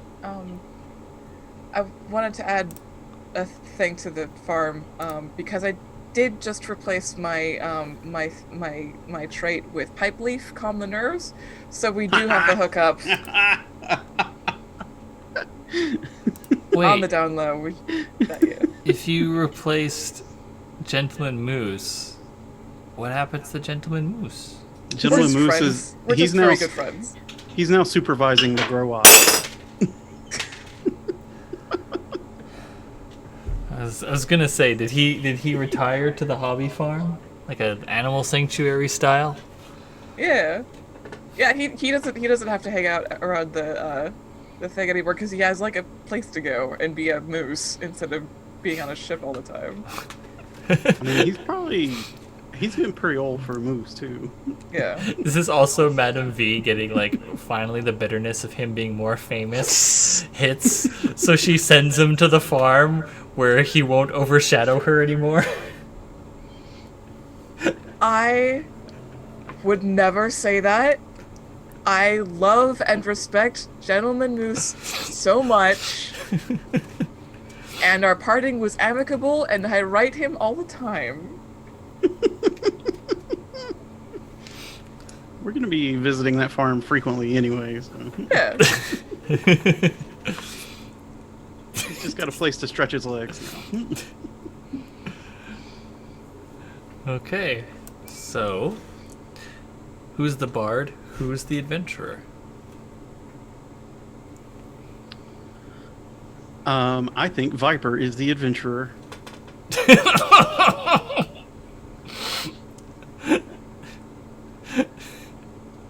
I love that we're doing one about tales being told, and it's still not Madam V. Madam V can be the bard. I just got to the rules. I'm very sorry. I could be the bard. I'd be very happy to be the bard. Sing Viper's praises. Yeah. Yeah, okay. So, adventurer. What detail of the story makes you realize that this tale or song is about you? You're so vain. I think this is where I'm going to invoke Viper's last adventurer experience, which is armed and dangerous with anything. Because this tale, what did I do?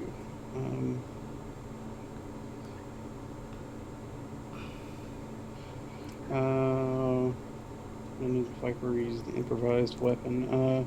You used fishing nets against the flock of birds. That's true. Yep. I mean, There was the fishing nets. There was the rope with the big bird. You've used Decency's axe, your own spear, your bare hands.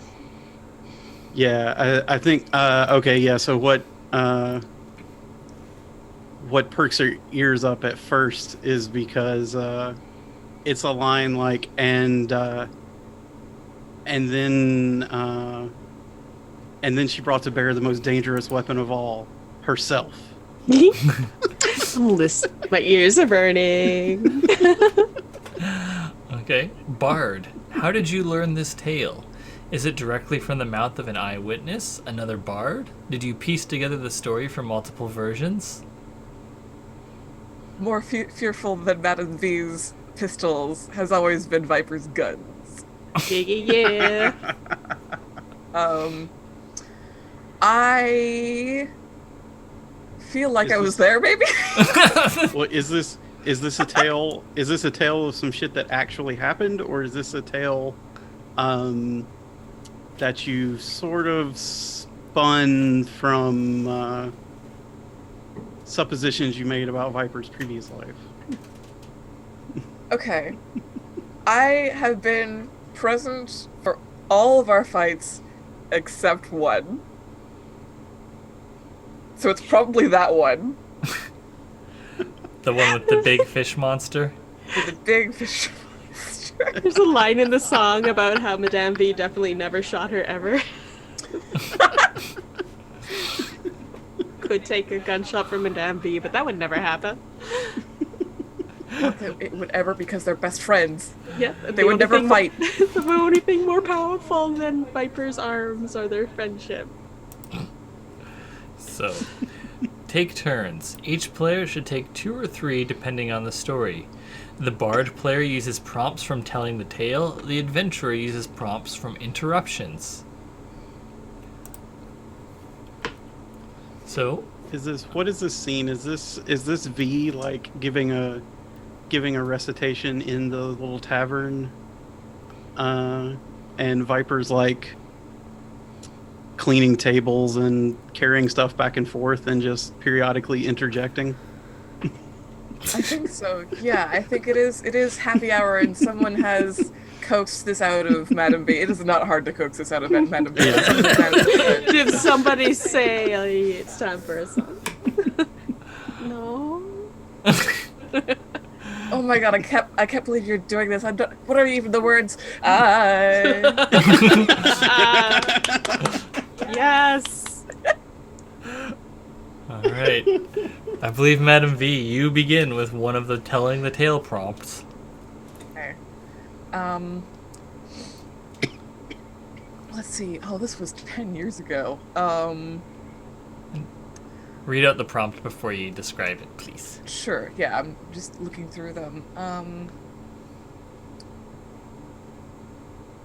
What is the most popular part of the story that everyone agrees upon? Adventure, is this part actually correct? I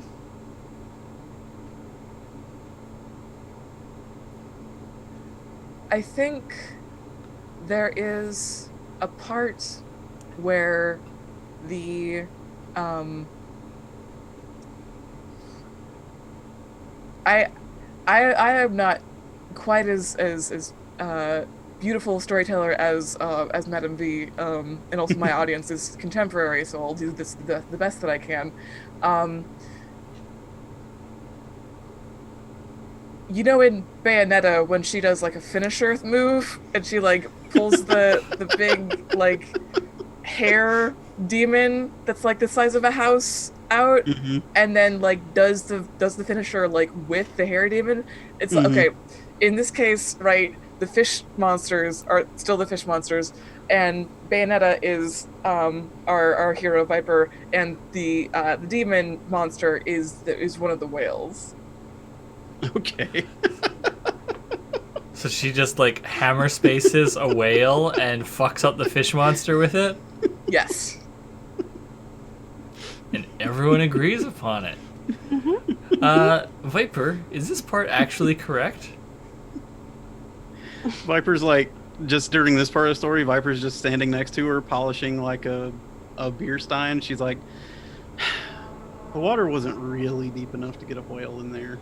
She sort of puts the stein under the counter and walks away. Alright. Your turn for an interruption, Viper. Let's see.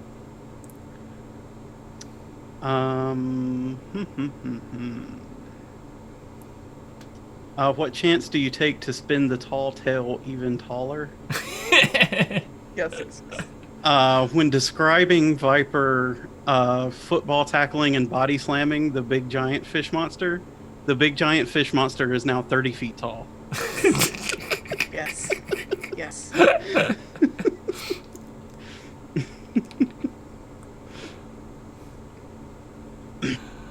You wouldn't believe how much it dwarfed me, but I lifted it over my head and slammed it down on his compatriots, killing them all instantly.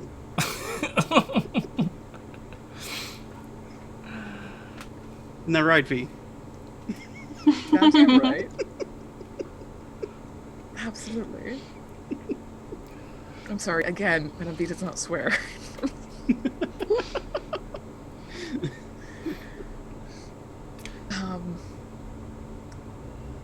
What dramatic flourish have you added to please the audience?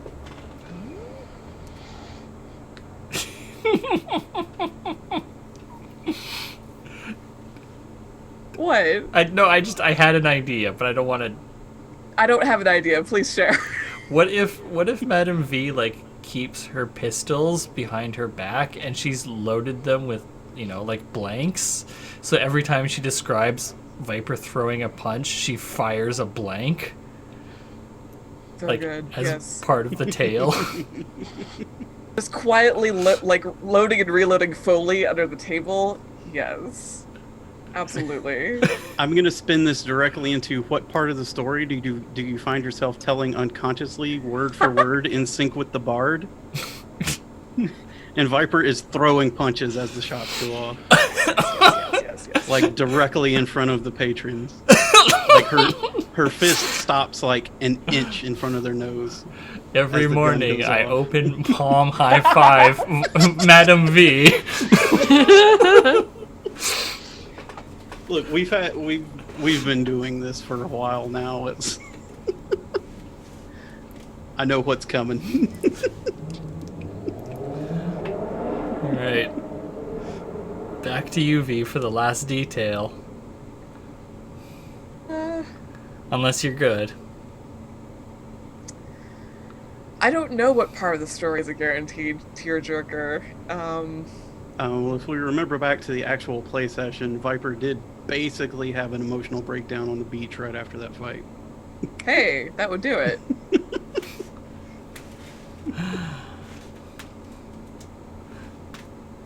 So what's that description like?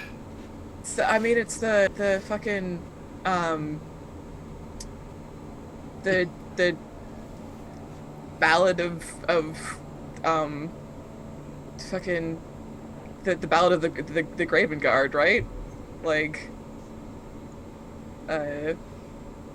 Yeah, oh, do you just recite the Graven Guard's oath at the end? probably. Nice. That's Viper's least favorite part. Makes sense. Why is that?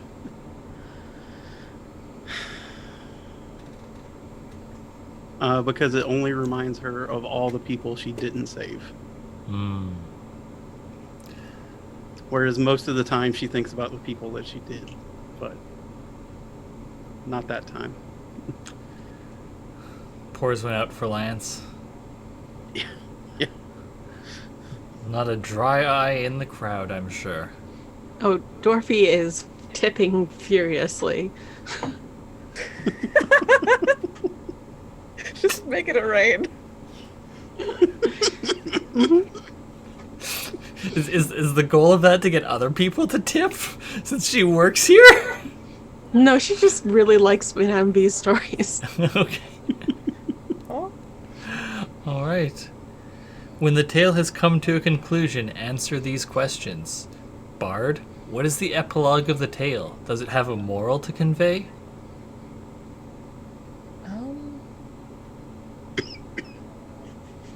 I mean, it is a part of the larger, like, epic, right? This is like one song of many. So it probably, like, I think it mostly points to the Kresh as this holy site. And also the Kresh as this place of of rebirth and new beginnings, out of old decay, and starting over, and yeah. Yeah. Adventurer, what happened after that no one else could have known? Are you happy with how the story was told?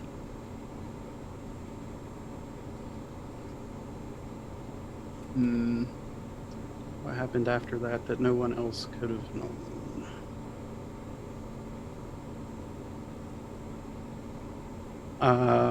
That when Viper thinks about that day, she thinks about Dorothy sitting on her lap afterwards and healing her wounds. And that's all she wants to remember from that day.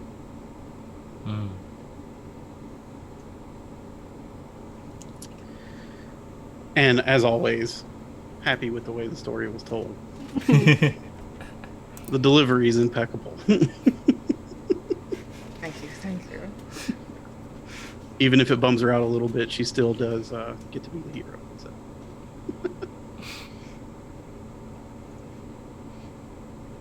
I like that you get like super into the story, and then at the end you're like, "Oh right, it doesn't Like, end well." yeah, fuck. Damn it. Just gonna do this part now.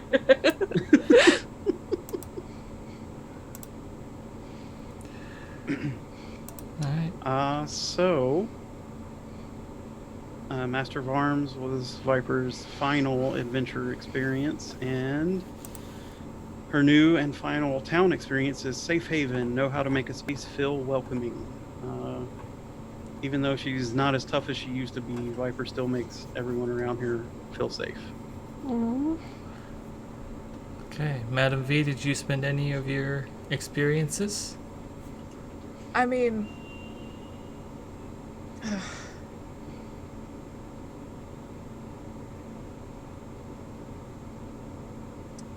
spin straw into gold is the obvious one here. Tell enchanting stories, but that's a town experience, not an adventure experience. And I'd like to. I guess if I were to use golden words,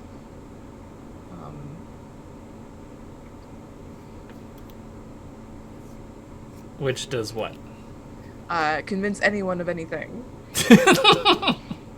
Perfect for a tall tale. Perfect for a tall tale.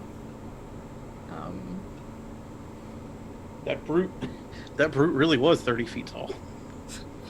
That's how Big Viper remembers it. And they were definitely irredeemable monsters and not sentient people. Absolutely. And Madame Vith was there the whole time. Yeah. It was very brave and cool. I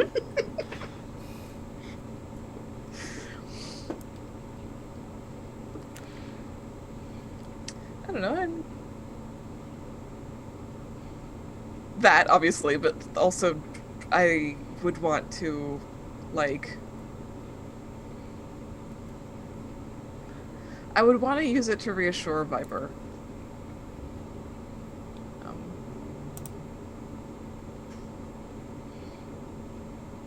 Oh yeah, she'll accept that. Yeah.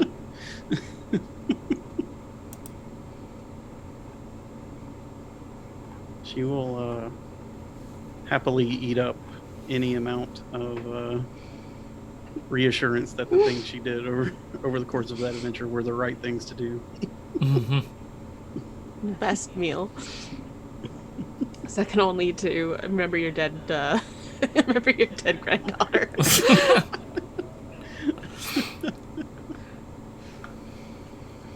Yeah. Find me a new thing that I can do from the list. Okay. While you look for that, that's everyone's adventure experiences spent. So it'll be time for In the Rhythm of Things, the last game. Time passes. Rough edges are sanded down. Before you know it, life in town has become like breathing. You gather in your favorite part of the tavern and wonder where the time has gone. This is the last game. Everyone plays. Everyone describe a habit that your character has picked up from living in this town to start. Then proceed to ending questions. So, what's a habit that you have from living in the town? Well, not necessarily living in the town, but living a peaceful life.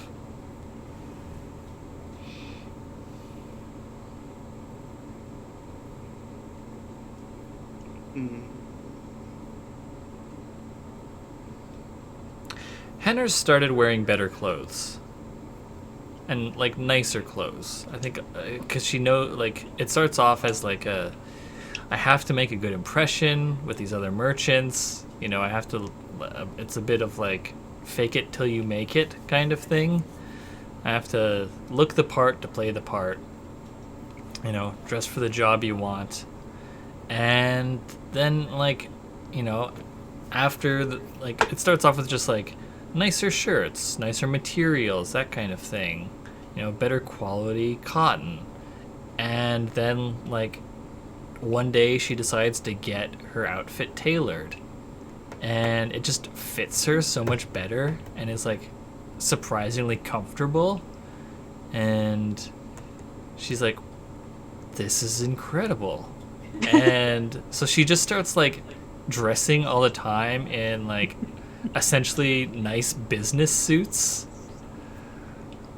Just like not actually business suits, but like whatever the equivalent in the setting would be. Fantasy pants suit. Yeah. Yes. Yeah, basically, right? She's not wearing like any like business heels or anything. She doesn't give up her flat shoes. But yeah, she just starts wearing nice clothes and like feeling comfortable in them.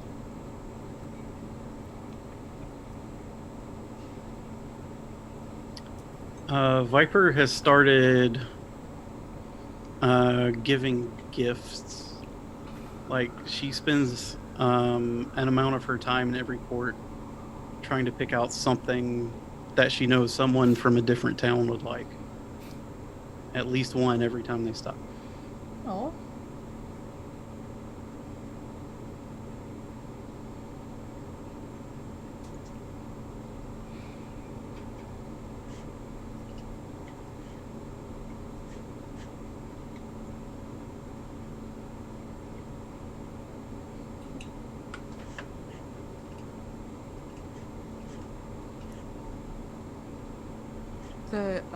The experience that I picked was say the right thing, tell them what they want or need to hear.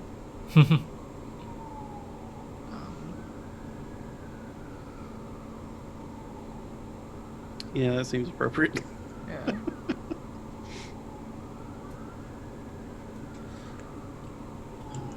What habit has Dorothy picked? Oh, sorry. Sorry. Dorothy, she's starting to attend isn't really the right word because it's not like a church, but practice the swarm's ritual days and like look into the spiritual side of that god worship as opposed to the practical side of it.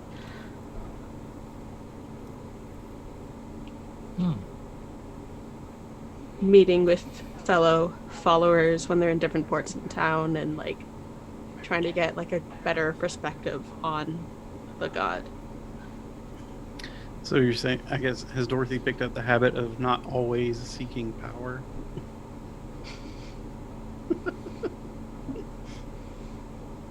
Well, I think more of the habit of sort of like church going in a way.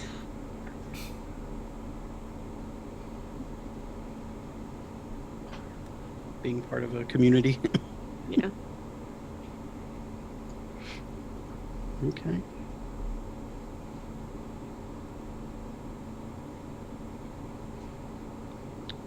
I think that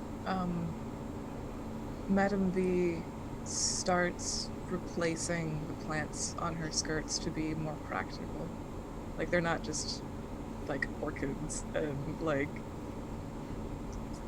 things that are beautiful for the sake of being beautiful, but like growing like mint and thyme and like and like willow tree, so that she can she can offer the bark when someone is has like a headache or something. Things that like she can offer to people and use during the day, like rosemary and stuff, use in cooking, and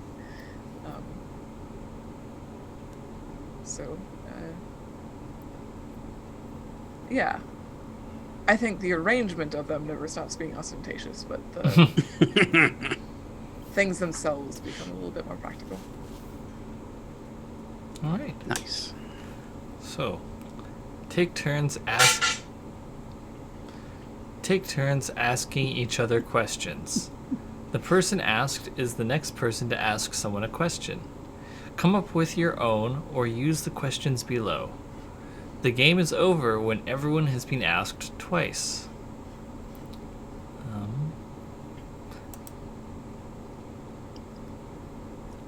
Who goes first? I think just whoever has an idea. I want to know what's the hardest part of fitting into the town for Madame V.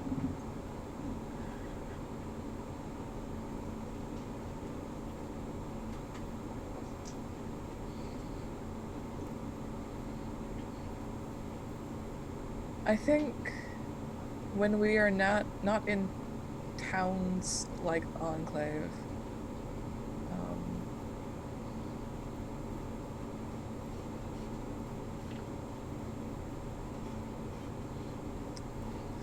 no, I don't know. It's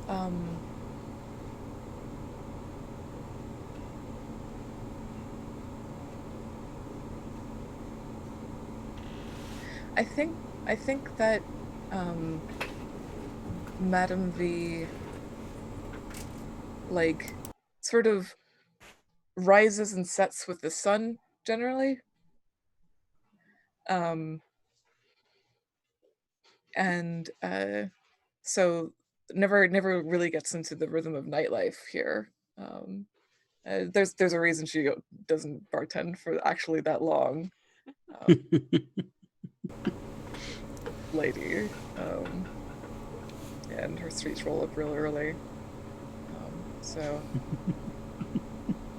she never quite got the hang of that. But it is nice because so few people are awake when she's awake in the mornings. It's always been a treat.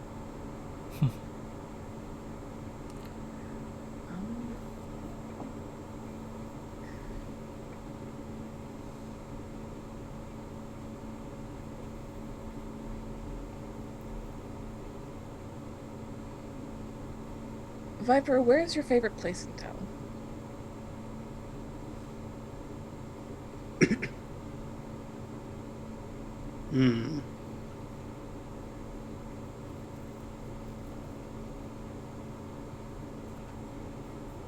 I think Viper's new favorite place is sitting on the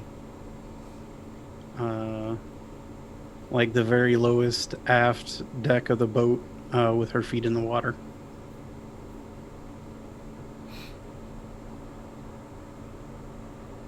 And that's her new favorite place.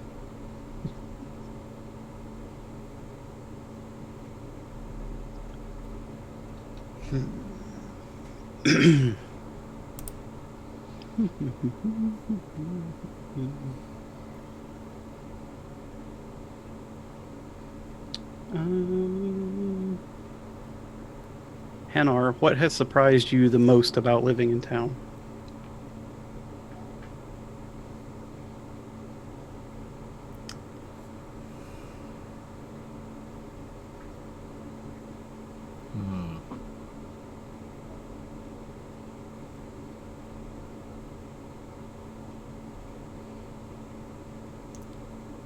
How easy it is. And not in a not saying that in a derogatory way. Just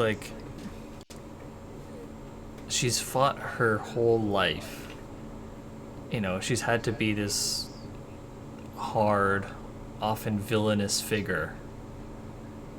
And she's starting to find that ashore, she doesn't have to do that.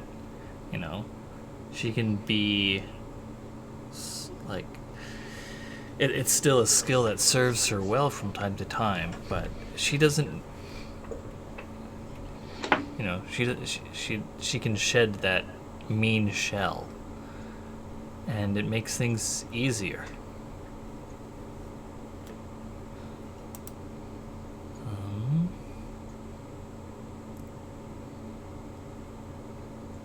Madam V, with the tavern running smoothly, what do you want to spend more time doing for yourself?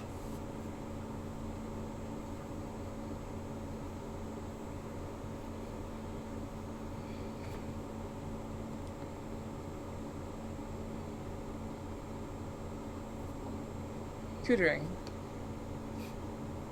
I spent 70 years of my life to relearn this technique, and I'll be fucking damned if it dies with me. Hard to do because I have to find someone with the same vocal setup as I do, which is few and far between, but I can at least have it written down, and I can at least teach it. Could you teach it to duos of people that only have one set of vocal cords each? It doesn't quite work. It could be okay because it's like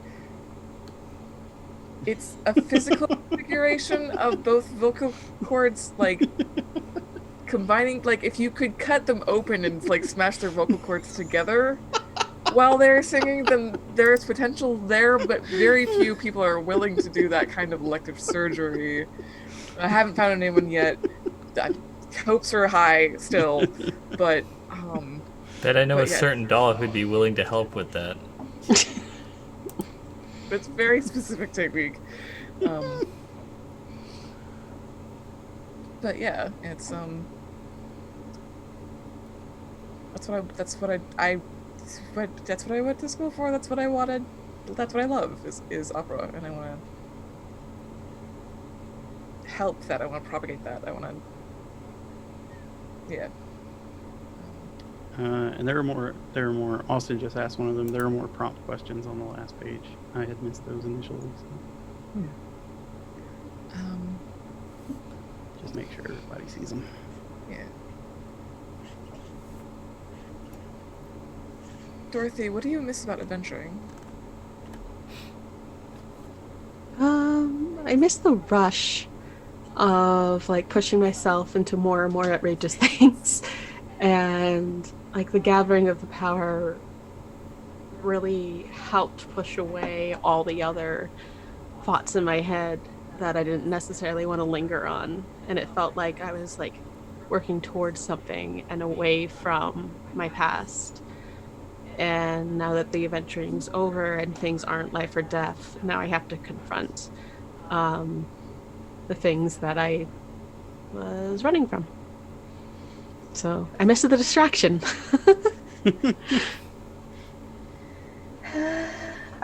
Viper, what touch have you added to your place to make it feel like home?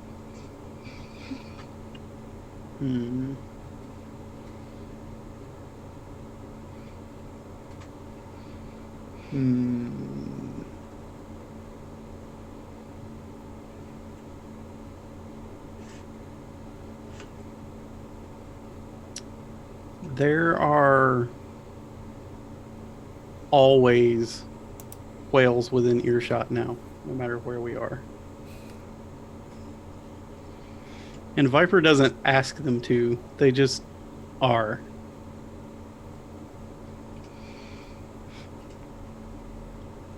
They're home for her, and she is home for them.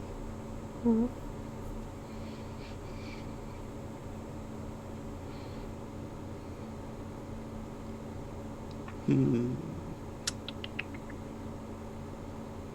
Dorothy, who helped you the most as you've acclimated to civilian life?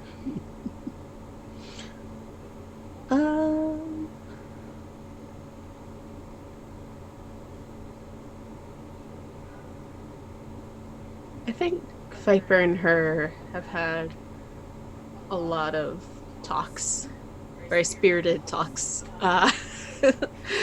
about what Dorothy should do. And Viper helped her come to a realization that she doesn't have to fight every second of her life, that that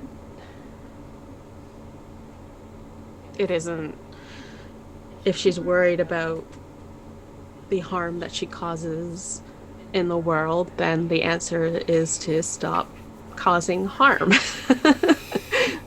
It hurts when I do this. Don't do that.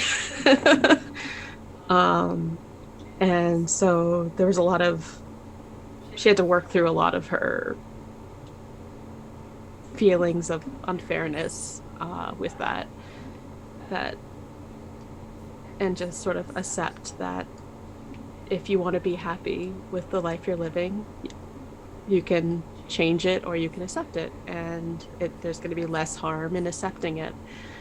And she's still working with that, but Viper is helping her work with that. We appreciate it. Must have been a hell of a 10 years if Viper is the one giving the advice that maybe it's time to stop fighting.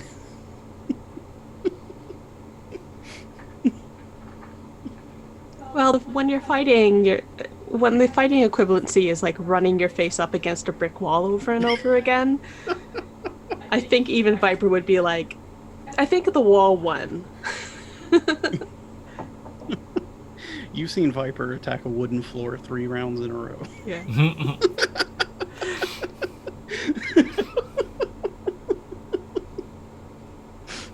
Maybe it wasn't Viper God, then. that was canonical. Holy shit. Viper started the conversation, maybe. And maybe it was Hanar who was like, have you tried not fighting the wall? And I was like, interesting, go on. I don't understand what you're saying. Please explain. No, I think this makes sense. All of Viper's town experiences are heavily based around the idea of moving on and being comfortable. And that brick wall's been saying things about me.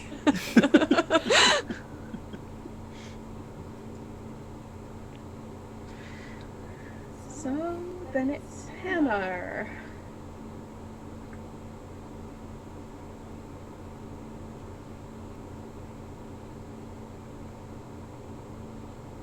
What? No. With the tavern running smoothly, what do you want to spend more time with doing for yourself? What's your me time?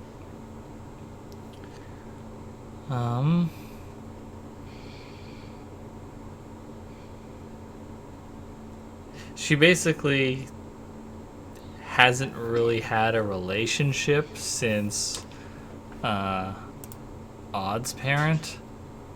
So, and this Dieta girl is very exciting. So she's gonna spend more time with her and more time with her girlfriend, and is gonna do more than just make a bed squeak.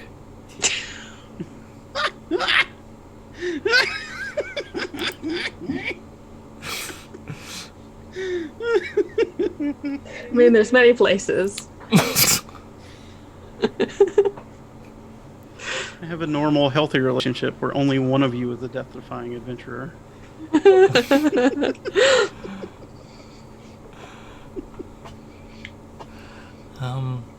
So that's the last question, but I want to break with the rules a little bit, because there's a question that I think I want to know what the answer is for everyone, since like we've been with these characters for a year now.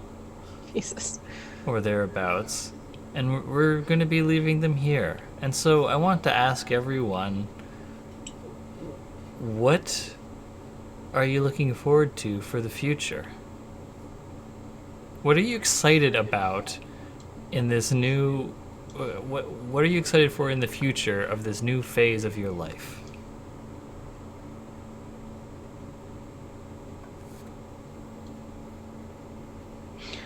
I think for Dorothy, she spent so much time, uh, I guess, trying to like wait for the big thing that will change her life. And now that she's accustomed to like, okay, well, maybe that's not going to happen, she is now excited about making her life as it is enjoyable.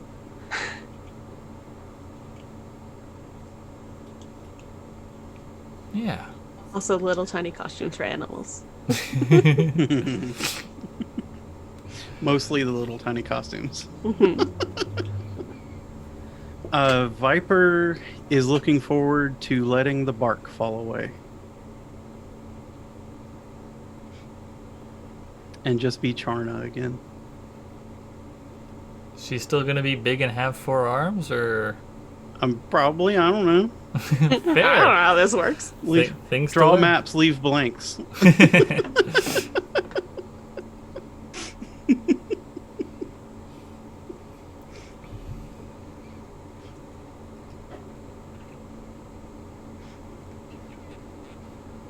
Do you need a minute more, Sasha? Madam V.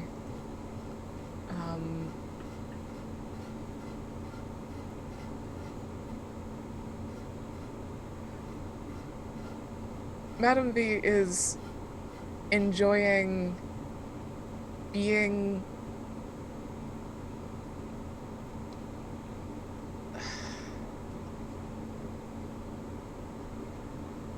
I think what she is looking forward to most is being eclipsed by her pupils. I think she is excited for the day when and this is probably coming up soon actually, because her students are throwing their own opera, and using the stage of the Quodlibet, but being able to cheer them on and make them drinks after, and herself perform to smaller and smaller but much more frequent audiences. Really be able to curate every performance to its audience. Make up silly little songs for Hannah's grandkids, things like that. For Hannah, for the future, she's excited about those grandkids. She's no longer living a life where there's a good chance she would die every day, you know? Even now she's not dying ever. even just like just being a sailor, you know, a spar could fall and kill her, but now she's on a ship where that's not an issue, right? Like, she's on the safest boat there is, and she's no longer a pirate or fighting monsters or like commanding people who decide they might want to mutiny.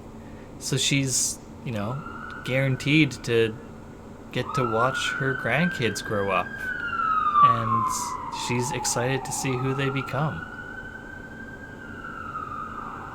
And that's all she wants.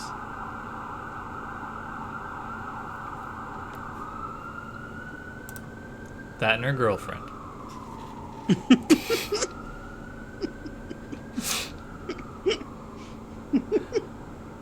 All right. I mean, that's all anyone wants, really. Yeah. So, that's STEWPOT, and that's the tale of the heroes of the Quodlibet, all told. Any last thoughts? I think that pretty much puts a bow on it. Yeah. Everything else is for Archive of Our Own.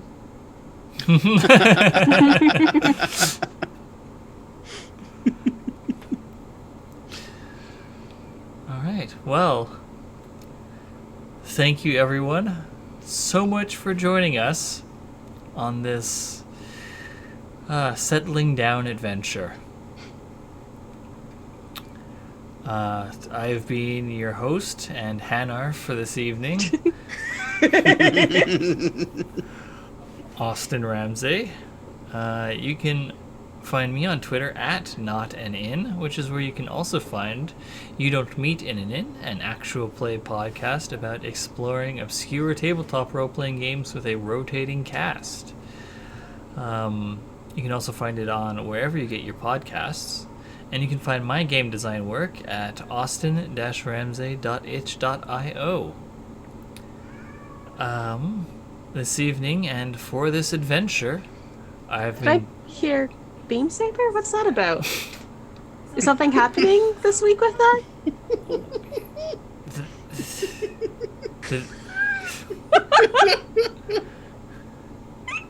I mean, could have sworn someone in the crowd said Beam Saber. There's 72 hours left or so on Beam Saber, which you can find at tinyurl.com/beamsaber Kickstarter. So chances are, if you're hearing this and you're not live, which probably isn't, you're probably not listening to this live because there's only 2 viewers. And I'm guessing that at least one of those is someone in this game. Then go and check out the Kickstarter, which is already successfully funded at tinyurl.com/beamsaber Kickstarter. It's my big game. It's great. Yes. I'll second that. Motion. All in favor, say aye. Aye. Aye. Yep, aye. Motion passes. Austin's game is good. That's how you can tell that this was a game about seafaring. We all said aye. I have been joined on this long-winded adventure by... That's how you can tell there aren't any horses on deck because somebody said nay. Just a moose. I've been joined by Christine. Hi. I'm available for voiceover work. If that is something you would like, contact me at NotAnIn. That's all. Yeah. All right. And also having joined us for the entirety of this adventure was Sasha. It's been me the whole time. Bum, bum, bum. You can find me on Twitter at Sasha_Renault. You can follow all my game dev stuff at tcabbage. You can buy my game dev stuff at 22to22.itch.io. You can check out Spindle Wheel at tcabbage.com/spindlewheel. You can check out my art at sasharenault.com. And yeah, that's everything. Everything else that I have on the internet is on my pinned tweet on the Sasha_Renault. So go there and look at all the things and just be a friend, I guess. Be my friend, please.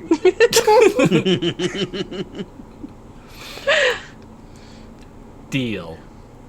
Yeah! Got him. Only took me a year. Also with us is, of course, Hadrian. That's me. You can find all the information about what an incredible person I am at twitter.com/Hadrian.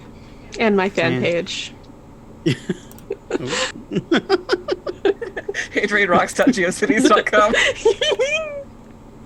Check the Hadrian tag on AO3. I take no responsibility for anything under that tag. And it's been my absolute pleasure to play this entire campaign over the course of the last year. And this was a wonderful capper, and I appreciate it all. Thank you, Austin, and Christine, and Sasha. Yeah. And thank you. And also, thanks to our absent member who was here for the beginning of the campaign, Cassandra, who unfortunately had to drop out because of internet issues that have yet to be fixed. We were hoping she'd be able to come back for STEWPOT, but alas, it was not meant to be.